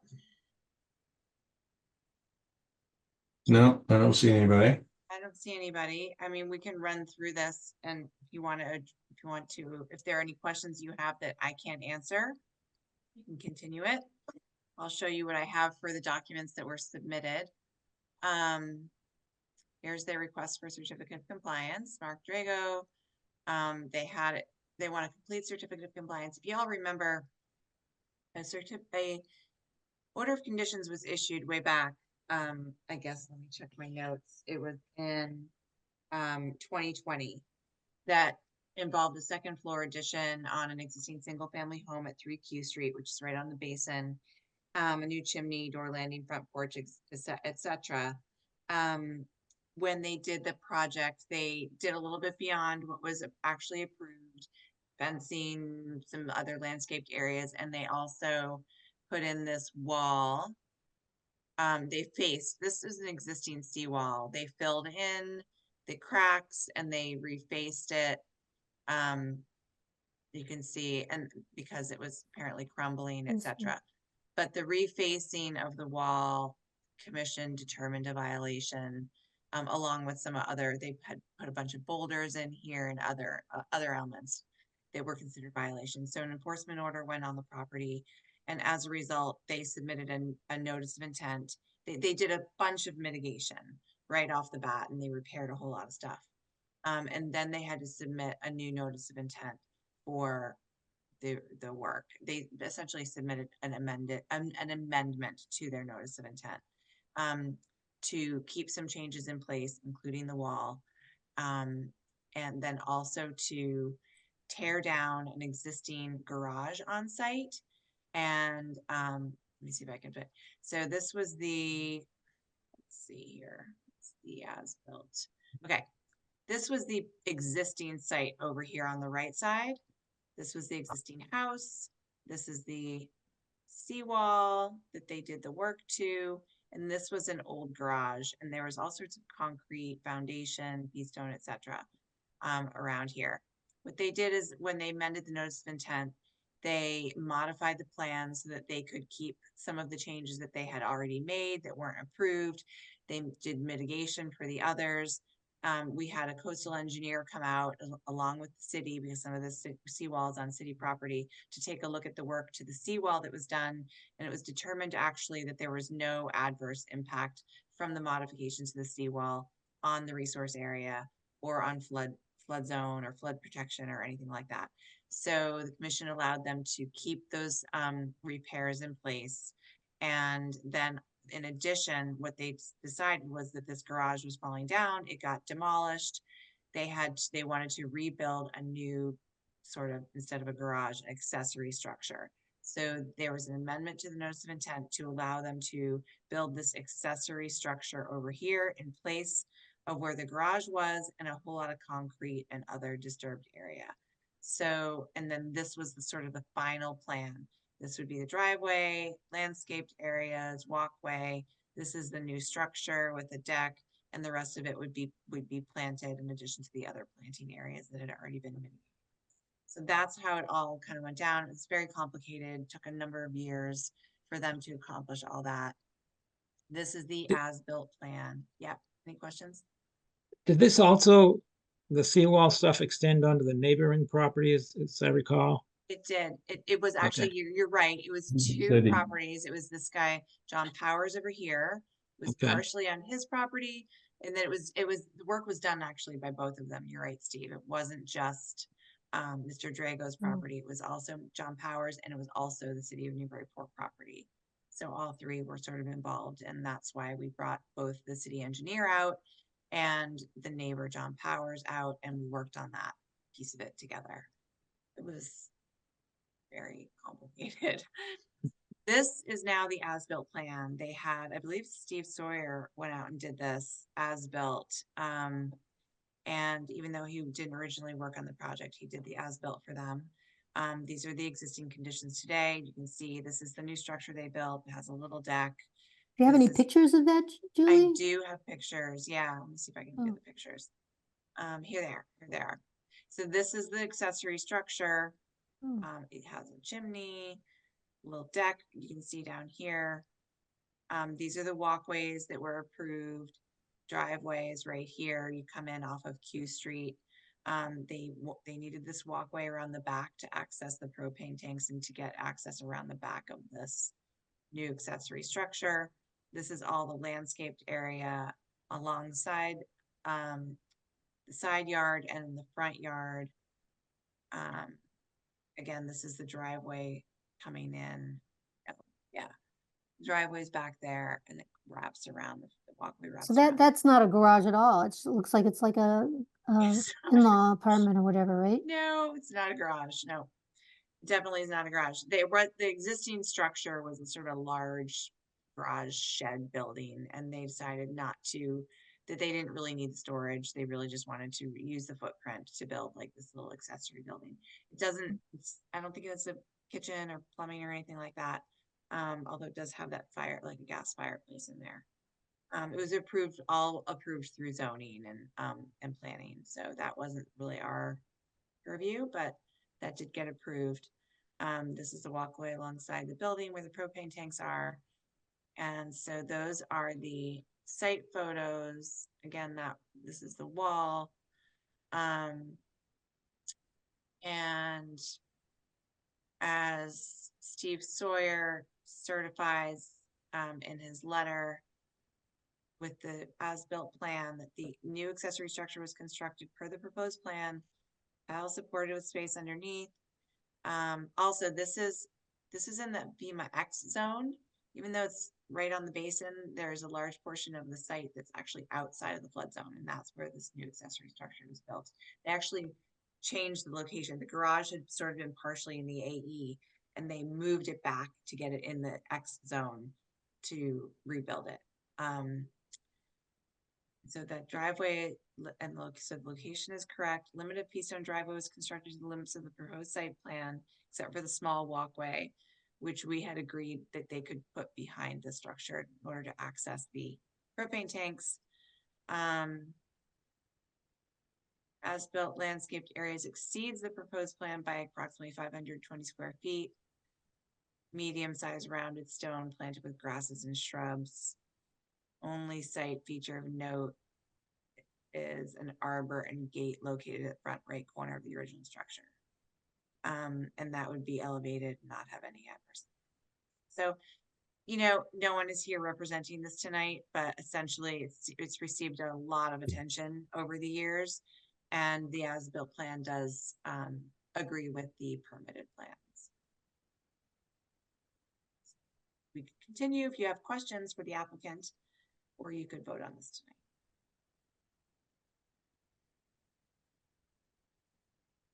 Yeah, I think most of the things have gotten resolved. I'm fine with voting for this. Anybody else? Yeah, I'm good with it. I'll make a motion to issue the certificate of compliance. Second. Yeah, I just wanted to clarify that, in fact, everything here is through the building department, the planning department, zoning, everything has been checked. It's not like they turned this whole thing into demolishing a building and putting in a livable area or something like that. That's all been checked. No, no, you're absolutely right to ask that question because it is not the same use as it was before. It is now considered an accessory structure rather than a garage. A garage is still a form of an accessory structure, but it did get through zoning. There was there might have even been a planning board permit issued. The neighbors were, got to have their public hearings during those processes. And it's all been through the building permit process and zoning process, and they received a certificate of occupancy from the building department and all. Surprised they don't have a 25-foot setback at the rear of the lot Yeah, for it that might have building. been, I don't know. Yeah, it might have been a That's variance. what I had to do. But that's Okay. okay, not ours. All right. I So we second the have motion. Yep. And we'll go on a roll call now. Steve Moore, Yes, Dan Warshaw, Yes. Carol Wagon, Yes, David Vine, Yes, Bill Mullen, Yes, and I vote yes. All right, can I get a motion to open the public hearings? so moved. second, Roll call, Steve Moore, Yes, Dan Warshaw, Yes. Carol Wagon, yes, David Vine, yes. Bill Mullen, yes. and I vote yes. All right, first one is Paul J. Lombardi, 5K Street, notice of intent.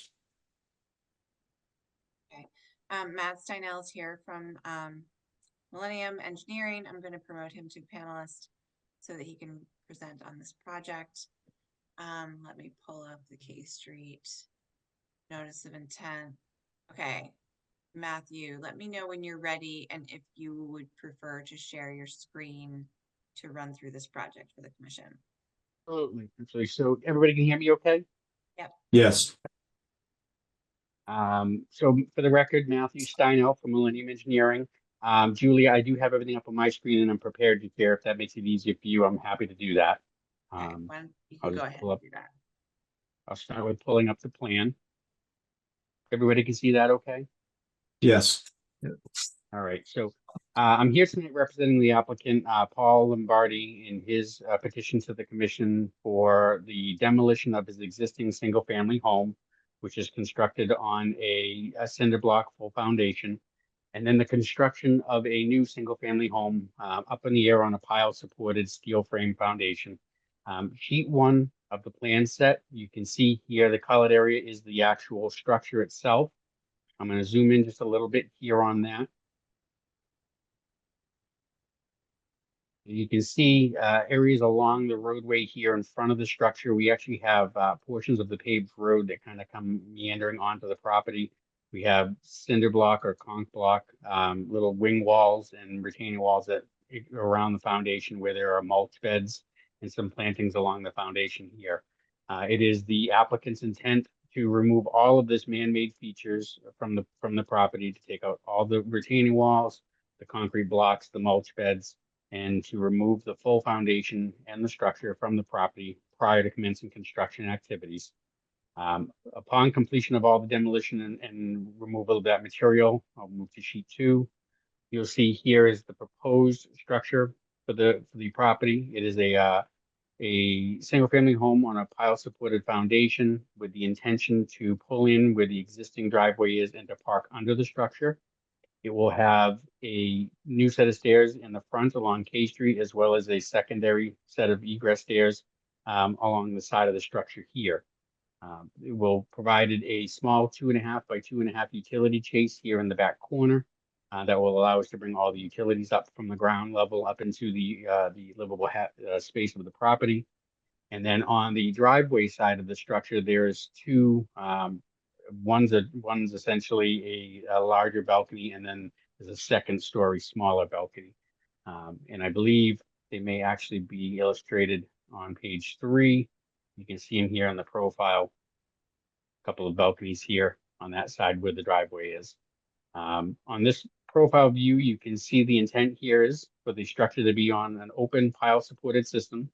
That the intent here is for it to be just under 9 feet off the ground from the mean grade elevation. That the overall structure to the mean roof elevation meets the zoning requirement. We're at roughly 32 feet, so we're under the 35-foot limit here.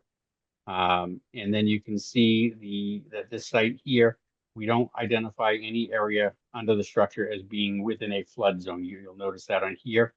And then we show what the existing high contour is 13.5. When I go back to sheet 2, you'll see there's a dark line where my cursor is here that kind of runs out, comes up along the roadway here, and comes back along the back of the property. And if we follow that over a little further, you'll see that there's a label on that that indicates that on the property or the building side of that line, we are in a FEMA flood zone X area of minimal flood hazard. So essentially outside of any mapped known floodplain. And on the opposite side of that line, as we come up here close to the building again, this side here, it's elevation 9. Based on the on-ground survey, you can see that our existing grade here at the corner of the building is 11.3, 11.5. So the on-ground elevations support the fact that this is above elevation 9 and outside of that flood zone. In doing the construction, I provided an impact table. And real quick, I know it's not within your purview, but I wanted to show the commission here on the existing conditions. We provide a zoning matrix table. Oh, I'm sorry, that's on sheet 2. Sheet 2, we have a zoning matrix table here, and you can see that there was an existing nonconformity. The lot itself is fully conforming in every way, but the front setback was nonconforming. The structure was at 16.2. So to bring the structure into full compliance and have every aspect of this project meet, we have to pull it back to be at 20 feet or better. And so we have the front of the building at 20.5 feet to the stairs. So we've got it about 6 inches. And I tell my clients, don't ever design right to the maximum. Don't put it at 20 feet because haven't met a contractor yet that's that good. And I want to give them a little wiggle room. So we designed it at 20.5 feet. So there's a safety factor in there. And so now the new structure will be fully compliant with zoning requirements. And in placing this here, we take advantage of the fact that we are essentially taking up the entire footprint of the original structure. There's some sand paths in here that help us minimize impacts to vegetative cover. There's existing, sparsely vegetated turf lawn that's out there. It's really not doing well. I don't know if it's just the drought this year, or if it's just really poor soils for turf lawn and it's not doing well, but there's turf lawn sparsely planted throughout here, and we're taking advantage of that driveway where the cars currently pull in now. So on the impact table, which we provide in the top corner here, you can see that what we're proposing on sheet 1, let me start there, sheet 1, the impacts that we're identifying as existing is the removal of a 922 square foot structure, approximately 194 square feet of retaining walls and mulched beds around the foundation, for a total removal of 1,116 square feet of basically man-made non-compatible dune features. In addition to that, we are impacting approximately 395 square feet of sparsely vegetated turf lawn. Now, for mitigation for that, we are proposing to go from 395 square feet of sparse turf lawn impacts to around to 630 square feet. So it's more than a 2-to-1 or close to a 2-to-1 ratio. We're also proposing 5 additional inkberry shrubs, which you can see along the property line here near the street. And again, it's hard to see on this plan until you zoom in. When you zoom in, you can see the edge of pavement actually comes onto the property. So even though they look like they're set back away from the property line, they're not set that far back from where the street line is the pavement. In addition to the work taking place in predominantly impacted areas, we're also proposing to install that 4-foot tall orange netting, construction barricade fencing along the edge of the existing dune grass vegetation to ensure that construction work as it takes place respects these areas and doesn't migrate into those areas and end up causing additional disturbances. We have 630 square feet of the American dune grass being proposed back here in this area, which is largely unvegetated. Little low spot here next to the neighbor's property line. And I think that's essentially it. We did identify all the resource areas that are shown down in the corner of the plan on note number 5. So we're dealing with coastal dune, barrier beach. We're adjacent to estimated habitat, and we're adjacent to land subject to flooding, coastal storm flowage rather. So the only two that we're actively located within and disturbing is coastal dunes and barrier beaches, essentially. Sheet 3, we provided utility details, the orange construction barricade fencing detail, as well as some planting details and notes straight off of Coastal Zone Management's website identifying the species and the benefits to those species within the habitat. DEP has issued the file number. I don't know if it wasn't on the agenda, so I don't think it happened at the time the agenda was posted, but it has been issued. And their main comment was that the applicant should consider other alternatives to minimize impacts. Respectfully, I disagree with the reviewer. I mean, we proposed a home that's of modest size within the footprint of the original structure and overlapping sand walkways and existing parking areas that are already all disturbed.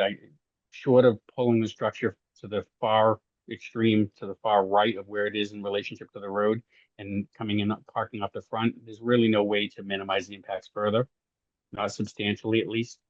And I think we've done a pretty good job at this point here of utilizing those previously disturbed areas to minimize impacts.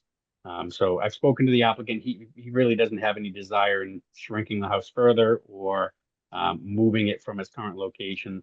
And we're asking the commission to consider the application as it's presented before you tonight, as the way that the owner wants to move forward with this. Could you go back to the plan for a minute? And up in the upper left-hand corner, zoom in on that table. Okay, so. All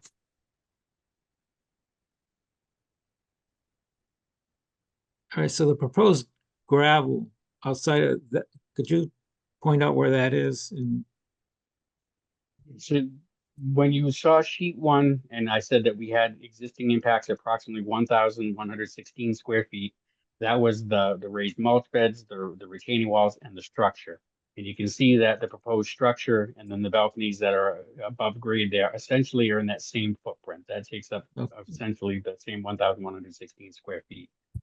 What we're not doing is removing the existing driveway which is there, which is essentially a gravel, sandy area here that's got some of that sparsely vegetated dune grass, creeping into where they park. And so this right here is the edge of the dune grass now. And this is the area that they park in currently. And what we're proposing to do, that increase in gravel, that clean wash stone, is to basically freshen up this parking area that they already have with a dune compatible material such as the clean wash stone or crushed clamshell, and have that be their continued parking area that they've been utilizing all along. Okay, and you're also adding parking underneath, is that correct? Correct. That's the benefit to this design by putting the house up in the air, is that we gain additional parking under the structure. Okay. All right, could you zoom out a little bit so I can a little further?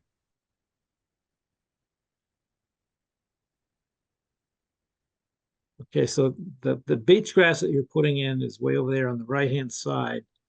And I see some other areas of sparse vegetation. Could we add something besides beach grass, a few beach plums maybe, or some cedars or other dune compatible plants just for better habitat? I think the applicant would be very happy to consider putting additional plantings in, just depending on the species and the location.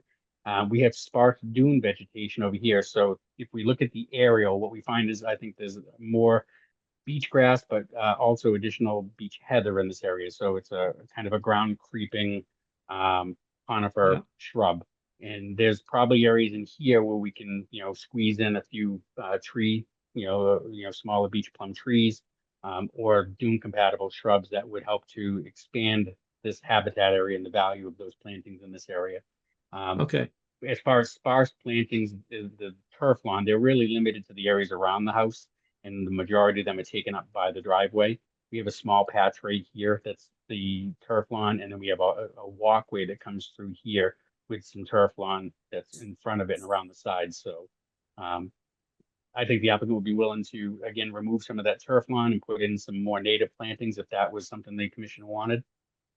Yeah, that would be a real good thing. It may Yeah, actually be online right now if you wanted to hear from him directly. I think he planned on attending. That would be Ellen and Paul. Yeah, hold on, let me see if I can promote them. The panelists. Matt, are there any other landscape features, landscaping like patios or walkways, anything else that would be proposed? This is very much just like the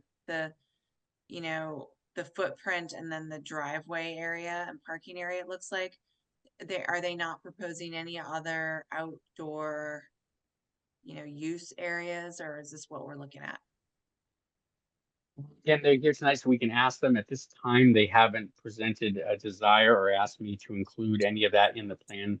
And with the state's comments on impacts to the resource area, I wouldn't encourage them to do so without some type of a trade-off, a much more substantial planting plan, something that would be a trade-off for that impact. Even in the way I explained it to them is, even though it's turf lawn, even though it's a non-native species, and even though it's not doing all that well and it's kind of sparsely vegetated, it is green, it has roots, and it holds the sand in place, on the state and the city still treat it very much like a resource area that needs protecting. And if we are to impact it, we have to show a substantial improvement. So taking out the turf lawn would require replicating with native plants. And so Yeah. Okay, that's something they would have to consider. okay, good. I don't know. That area that you've got the proposed 630 square foot, aren't you using the wetland symbol there? Well, On the I'd site say plan. a lot of engineers, when they're working in inland areas, will use the same plant for wetland symbol. When we work on a coastal dune, because you don't typically get freshwater wetlands, or really the closest thing you get is a salt marsh wetland, we will use this to indicate areas of grass plantings as well. Okay.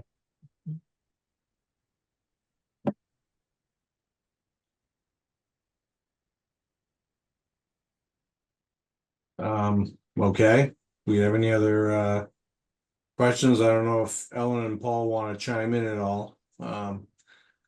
You are free to unmute and join us if you'd like. There was a question about the fence when we were out there on this original site visit. There's like an existing solid fence out there that was discussed whether or not they should not entirely remove it, but to replace a portion of it closest to the roadway with a split rail or something that is compliant. Do you have photos of the? I do. One moment here, just gonna move participants panel out of the way here. All right, so I did provide the commission with a PDF with several photos of the site at the time the survey was performed. This is standing kind of out in the road, looking away from the building towards the neighbor's property. And as we go down here, the crew essentially started rotating and taking repetitive pitches. So in the background here, you can see, coming from the neighbor's property, there's a post and rail fence that runs up along the property line there. And then as it goes back here, we have a large, I'm terrible, I'm sorry, I'm not a plant specialist. Cedar. See, some type of cedar or evergreen. We have it here essentially in this little outcrop of plantings here. We have a corner of the fence, and then it kind of goes away from us along the back lot line there. This is the house as it sits. You can see the cinder block foundation. You can see essentially we have a sandy, gravelly parking surface where we're proposing to install the new clean wash stone. This is what's there today. And then as I kind of come around, you can see when I say sparsely vegetated turf lawn, you can see in here where the dead grass is, you can almost have like a mossy, look to the grass that's growing in here. And then you have these areas of sand patched areas that are not growing vegetation. This is looking up into that corner where that post rail fence came up and takes that corner and goes back. So just quickly going through the photos, the only solid fence that I'm familiar with is this one on this side. Is that the one you were talking about? Yeah, it must be that's the one. So that one there completely surrounds the neighbor's property. That's their fence. That's the And neighbors. I'll Okay.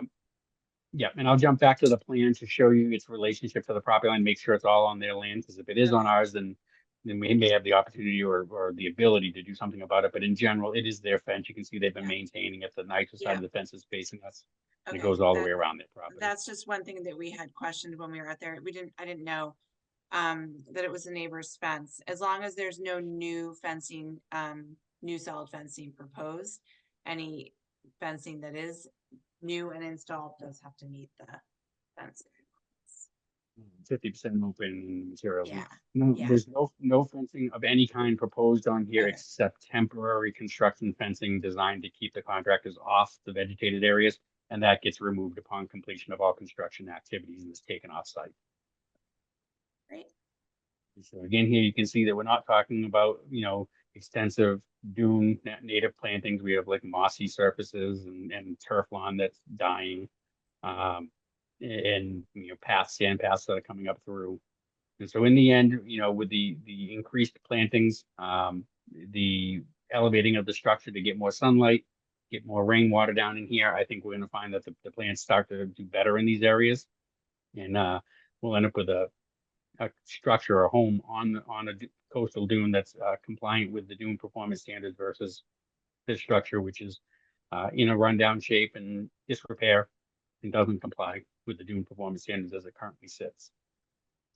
And I think that's the end of the photos right there. So I'll come back here and you can essentially see this line where my cursor is, this thin line with a little square, that's the fence symbol. And so it comes in, it hits the property line, and you can see kind of right on top of the property, and they must have ran it right along the property line. And it comes basically right to there and turns and goes back. So it is their fence. It's right on the line. Really don't have any ability to do anything with it at this point from our perspective because it doesn't really come onto our property.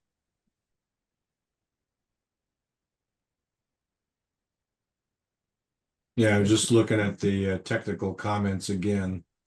And it seems like it might be, I would think a good mitigation would be to replace as much of the turf lawn with native vegetation as possible. I would think that would be a good thing. Oh yeah, there you go. Specifically, the comments were applicants should evaluate revising the project layout to reduce the amount of alteration. The one thing I have to say, and not every commission agrees with me on this, this is my interpretation of the dune performance standards, but they specifically say that an applicant shall not disturb dune vegetative cover in a way that shall result in the destabilization of the dune. And so I've argued successfully in front of some commissions that, you can alter vegetation, that doesn't prohibit that whatsoever, provided that there is sufficient mitigation after construction is complete to ensure that the site is fully stabilized. An installation of dune compatible surfaces such as vegetative cover or crushed clamshell, clean wash stone is sufficient mitigation to ensure the site remains stabilized.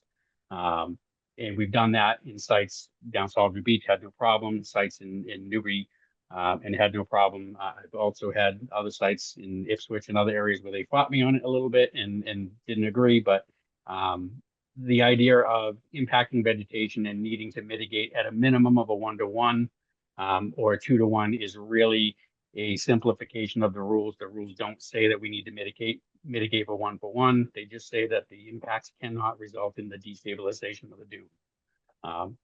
So that's why I say the reviewer, we've noticed, I've spoken with a few other permitting and environmental people that you work with on a regular basis, and I won't name drop. But they've spoken with some of the people up at DEP, and we've had some turnover up there. And so we have some new reviewers who may not have quite the extensive experiences like Mike Abel did and other Rachel Freed in the past who were reviewing these plans. And they're making comments that other reviewers in the past would not have made. And so that's, I think, what's happening here. They're looking at this and they're saying, well, it looks like it's a bigger impact. Well, yeah, when I calculate the numbers and I give you that information, it is designed to show you what we're proposing, but the impacts of those clean walk stone surfaces are all within the footprint of current parking areas that are already a gravelly sandy mix. And so it's not a native untouched area.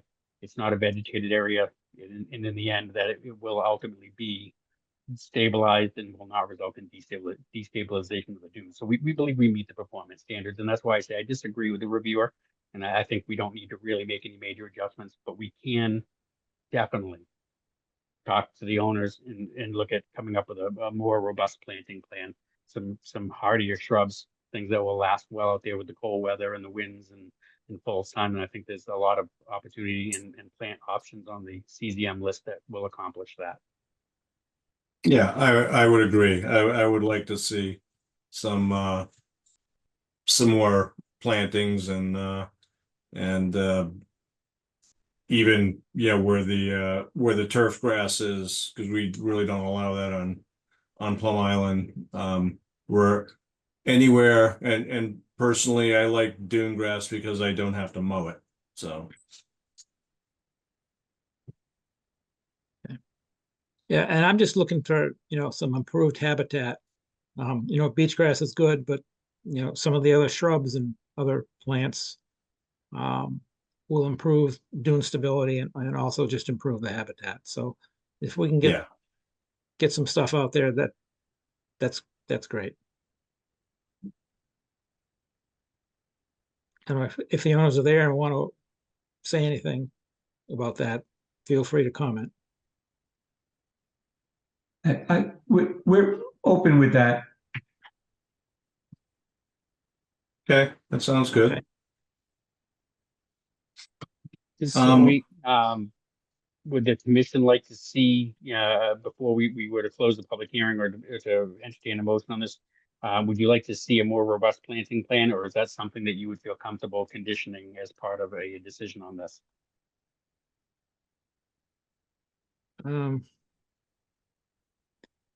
Well, if you want to come up with the plan and have it by our next meeting in 2 weeks, if that's okay with you, that would be great.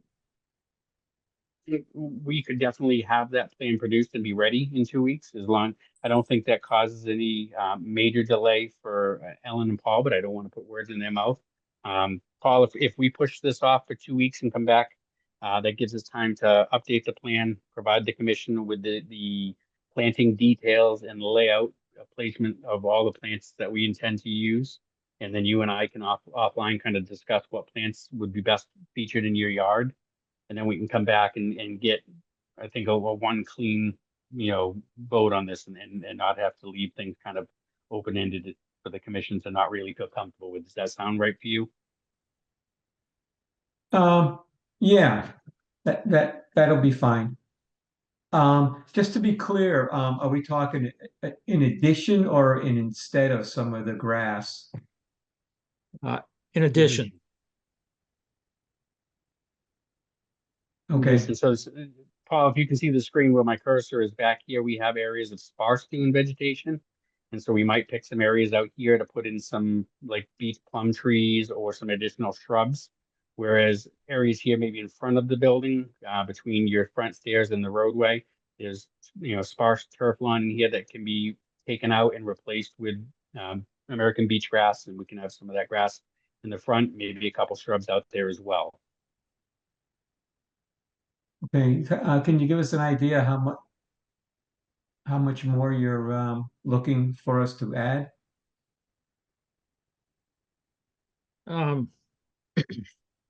Well, personally as much as possible. But, you know, I don't want to bust your budget. Come up with a fair representation of what a planting plan would look like this year. I don't know that we need that kind of guidance from the commission, Paul. You know, as Commissioner Moore said, you know, more the better. But you know, they understand that it has to work within your budget. So we'll get together. We'll talk about the different types of plants and the areas that we want to try to add to it. And the more we can give them, the better the situation will be environmentally for this site once everything's all said and done.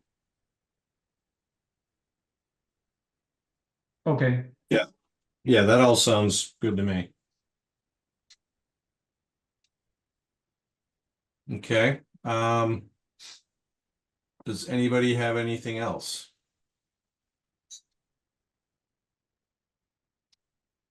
I'm not hearing anything. Would anybody from the public like to speak on this project? Please raise your digital hand if so. I am not seeing anybody. So what would we like to do?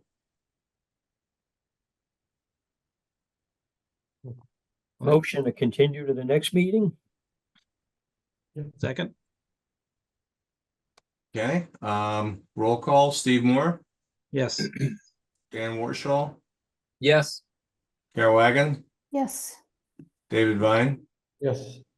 Bill Mullen, Yes. and I vote yes. All right, thank you. We will see you in 2 weeks. Thank you. Have a good night. Matt, Thank you, you too. All right, next item. Hopefully I won't butcher the last name badly. Joel and Meredith Lubke, 8 Jefferson Court, request for amendment of order conditions. And please correct me if I was way off on that. I want to bring Evan. I'm not even going to try and pronounce Evan's last name. Vendren.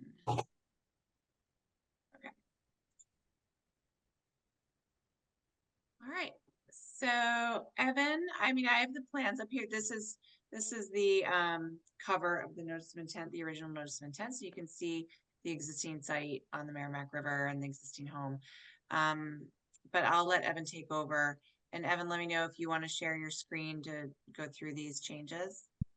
Yeah, that'd be great. So for the record, Evan Vendren of Duros Environmental. I'm here representing Joel and Meredith Lubke for an amendment request to an existing order of conditions. If the commission remembers, we filed the notice of intent in December of 2023 and received an order of conditions shortly thereafter. The project was for an addition to a single family home and some other improvements around the home. Unfortunately, after we got the order of conditions, they went to the Zoning Board of Appeals to try to get a variance for the location of their proposed addition that was approved, and that was denied. And yes, Julia, you're right, right in the front there. So in order to conform to zoning setbacks, we needed to relocate and redesign the addition so that it's more on the right side, yes, of the dwelling. And Julia, if it's okay, I'll share my screen now and I can go over this. Great, right ahead.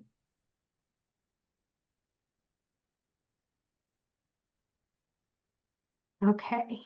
So I thought I would start with this figure to help sort of illustrate the changes. So what we have shown in green and orange are the originally approved project design. What's shown in blue is new proposed. So the green is where it overlaps and the orange is where it's not going to be proposed anymore and the blue is new. So this is the location of the originally approved addition, this square here, and that did not conform to zoning setbacks. So we shifted it over this way so that it would conform to the front setback and the side setback. And it also stays outside of the 100-foot riverfront area and also the 25 no disturbance zone. So it's all within the buffer zone and the 200-foot riverfront area, but we made sure to keep it outside of those more sensitive buffer zones. Because it's a garage addition and it needs to be shifted this way, that required reconfiguring the driveway, and that's where you'll see all this new blue area here. So instead of the driveway coming out with a turnaround here to back into the driveway the garage this way, they're now going to come in off Jefferson Court and come in this way to enter the garage.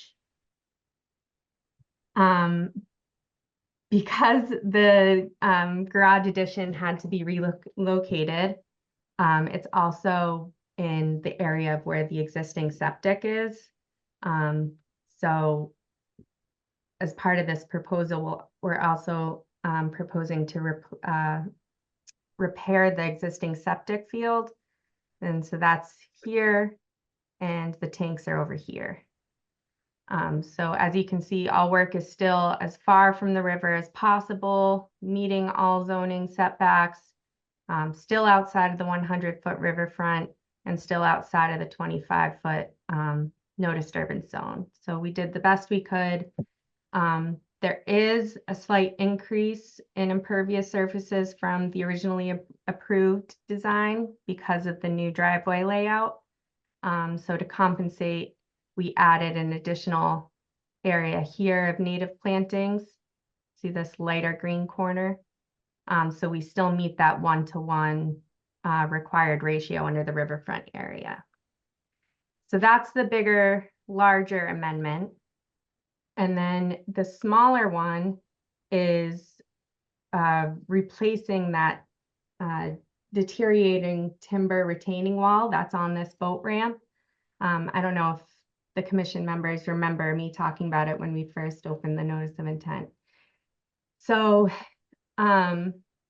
because it is within below mean high water, it requires a Chapter 91 license. And after talking with Chapter 91, we'd have to file a whole new license application. In order to do that, we need to include this in the order of conditions because they need a valid order of conditions for that work. So that work is basically just taking out the timber retaining wall and then using large field stones, dry laid in here with a construction fabric beneath it to create a boulder retaining wall that will be more resilient to storms, and it will match what's already existing on this side. So I can show pictures of that too.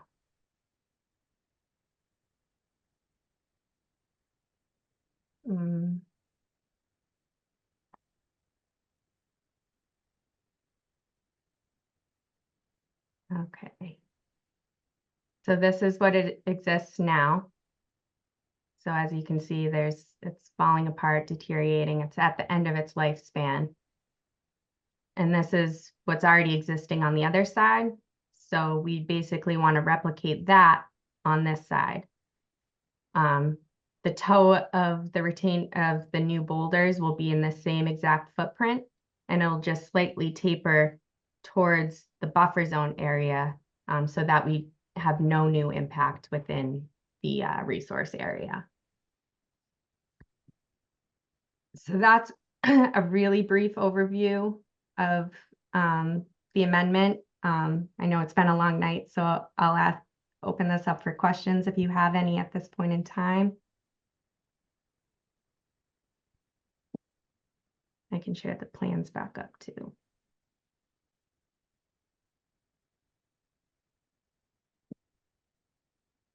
Yeah, if you could put the plan back up there, please. And...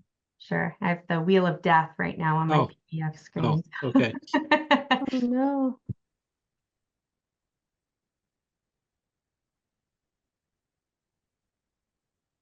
Do you want to see the overlay or just is this the new plan okay? I think this is okay. Okay.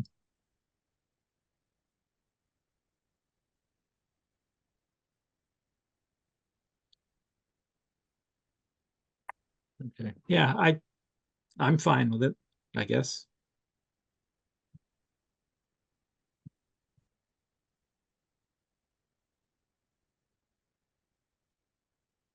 Mhm. I'm not having any heartburn with it either. That's a good sign. So the total addition is about the same size as it would have been, just relocated?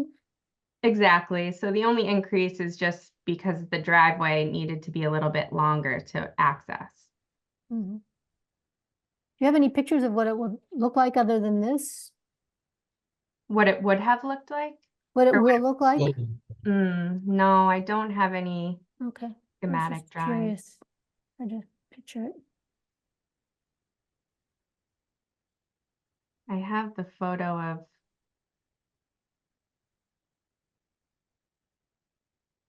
So this photo is the location of where it's going to be.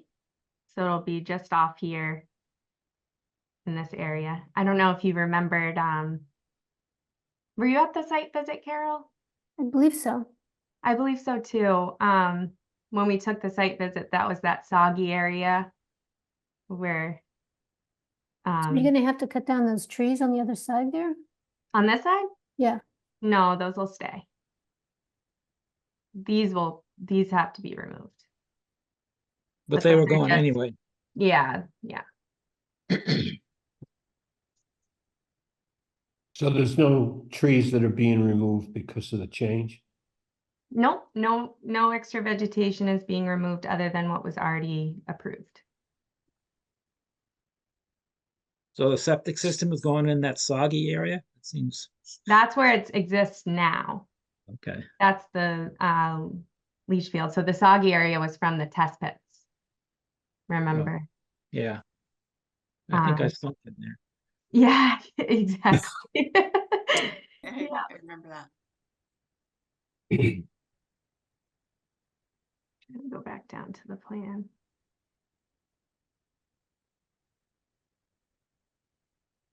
Yeah, so there's some minor grading here that's going to have to take place for the septic repair, which is in this area. And then the tank is over here, and they're going to abandon the existing tank and put in a new one. And that's all within the limit of work that was already approved.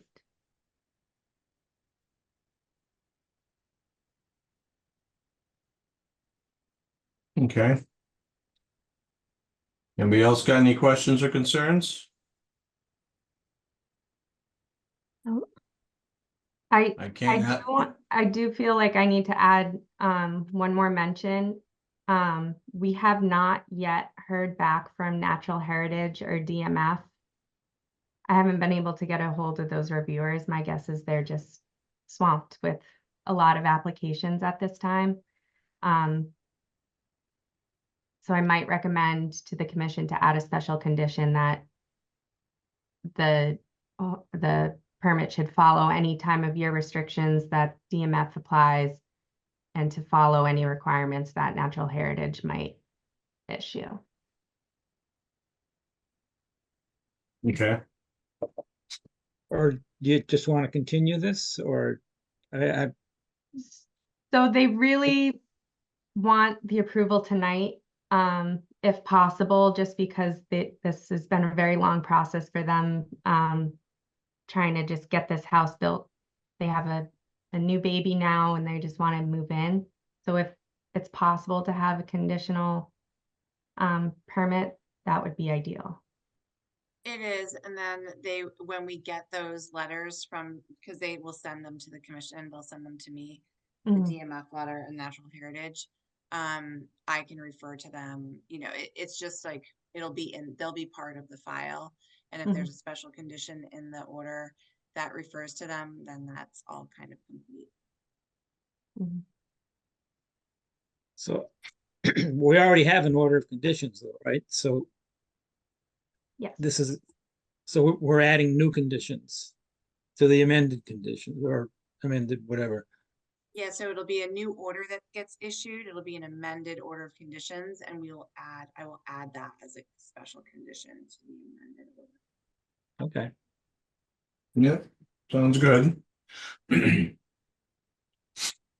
All right, I'm assuming our questions are done and there is no public to ask for comment, so do I hear a motion? Motion to issue the amended order of conditions with the 2 conditions that we just talked about, the letters from Marine Fisheries and Endangered Species, or whatever it was. Second, Okay, roll call, Steve Moore, Yes. Dan Warshall, Yes. Carol Wagon, yes. David Vine, Yes. Bill Mullen, Yes. and I vote yes. All right, thank you, Evan. Thank you very much.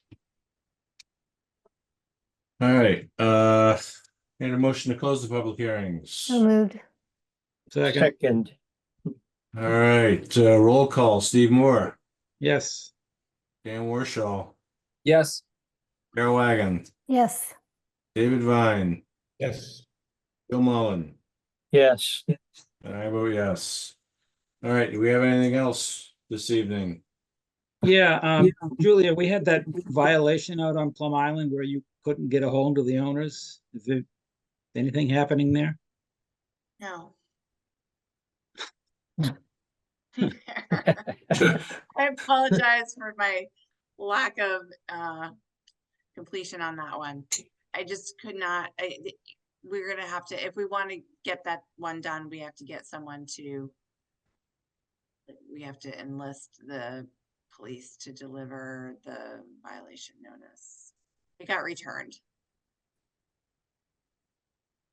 Okay, well, let's go ahead and do that then. Yeah. Remind me what that one was again? It was a patio. Yeah, it was like 2,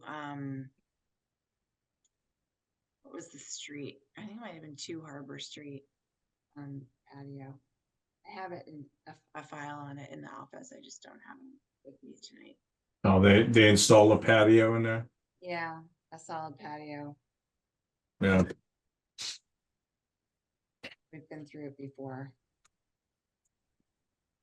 So can I make a motion to adjourn? Second. I guess you can. All right, roll call, Steve Moore, Yes. Dan Warshall, Yes. Carol Wagon, Yes. David Vine, Yes. Bill Mullen, Yes. and I say yes. All right, folks. Okay. Can I Right. just ask? Thank does you. See you in a anyone- couple does anyone- weeks.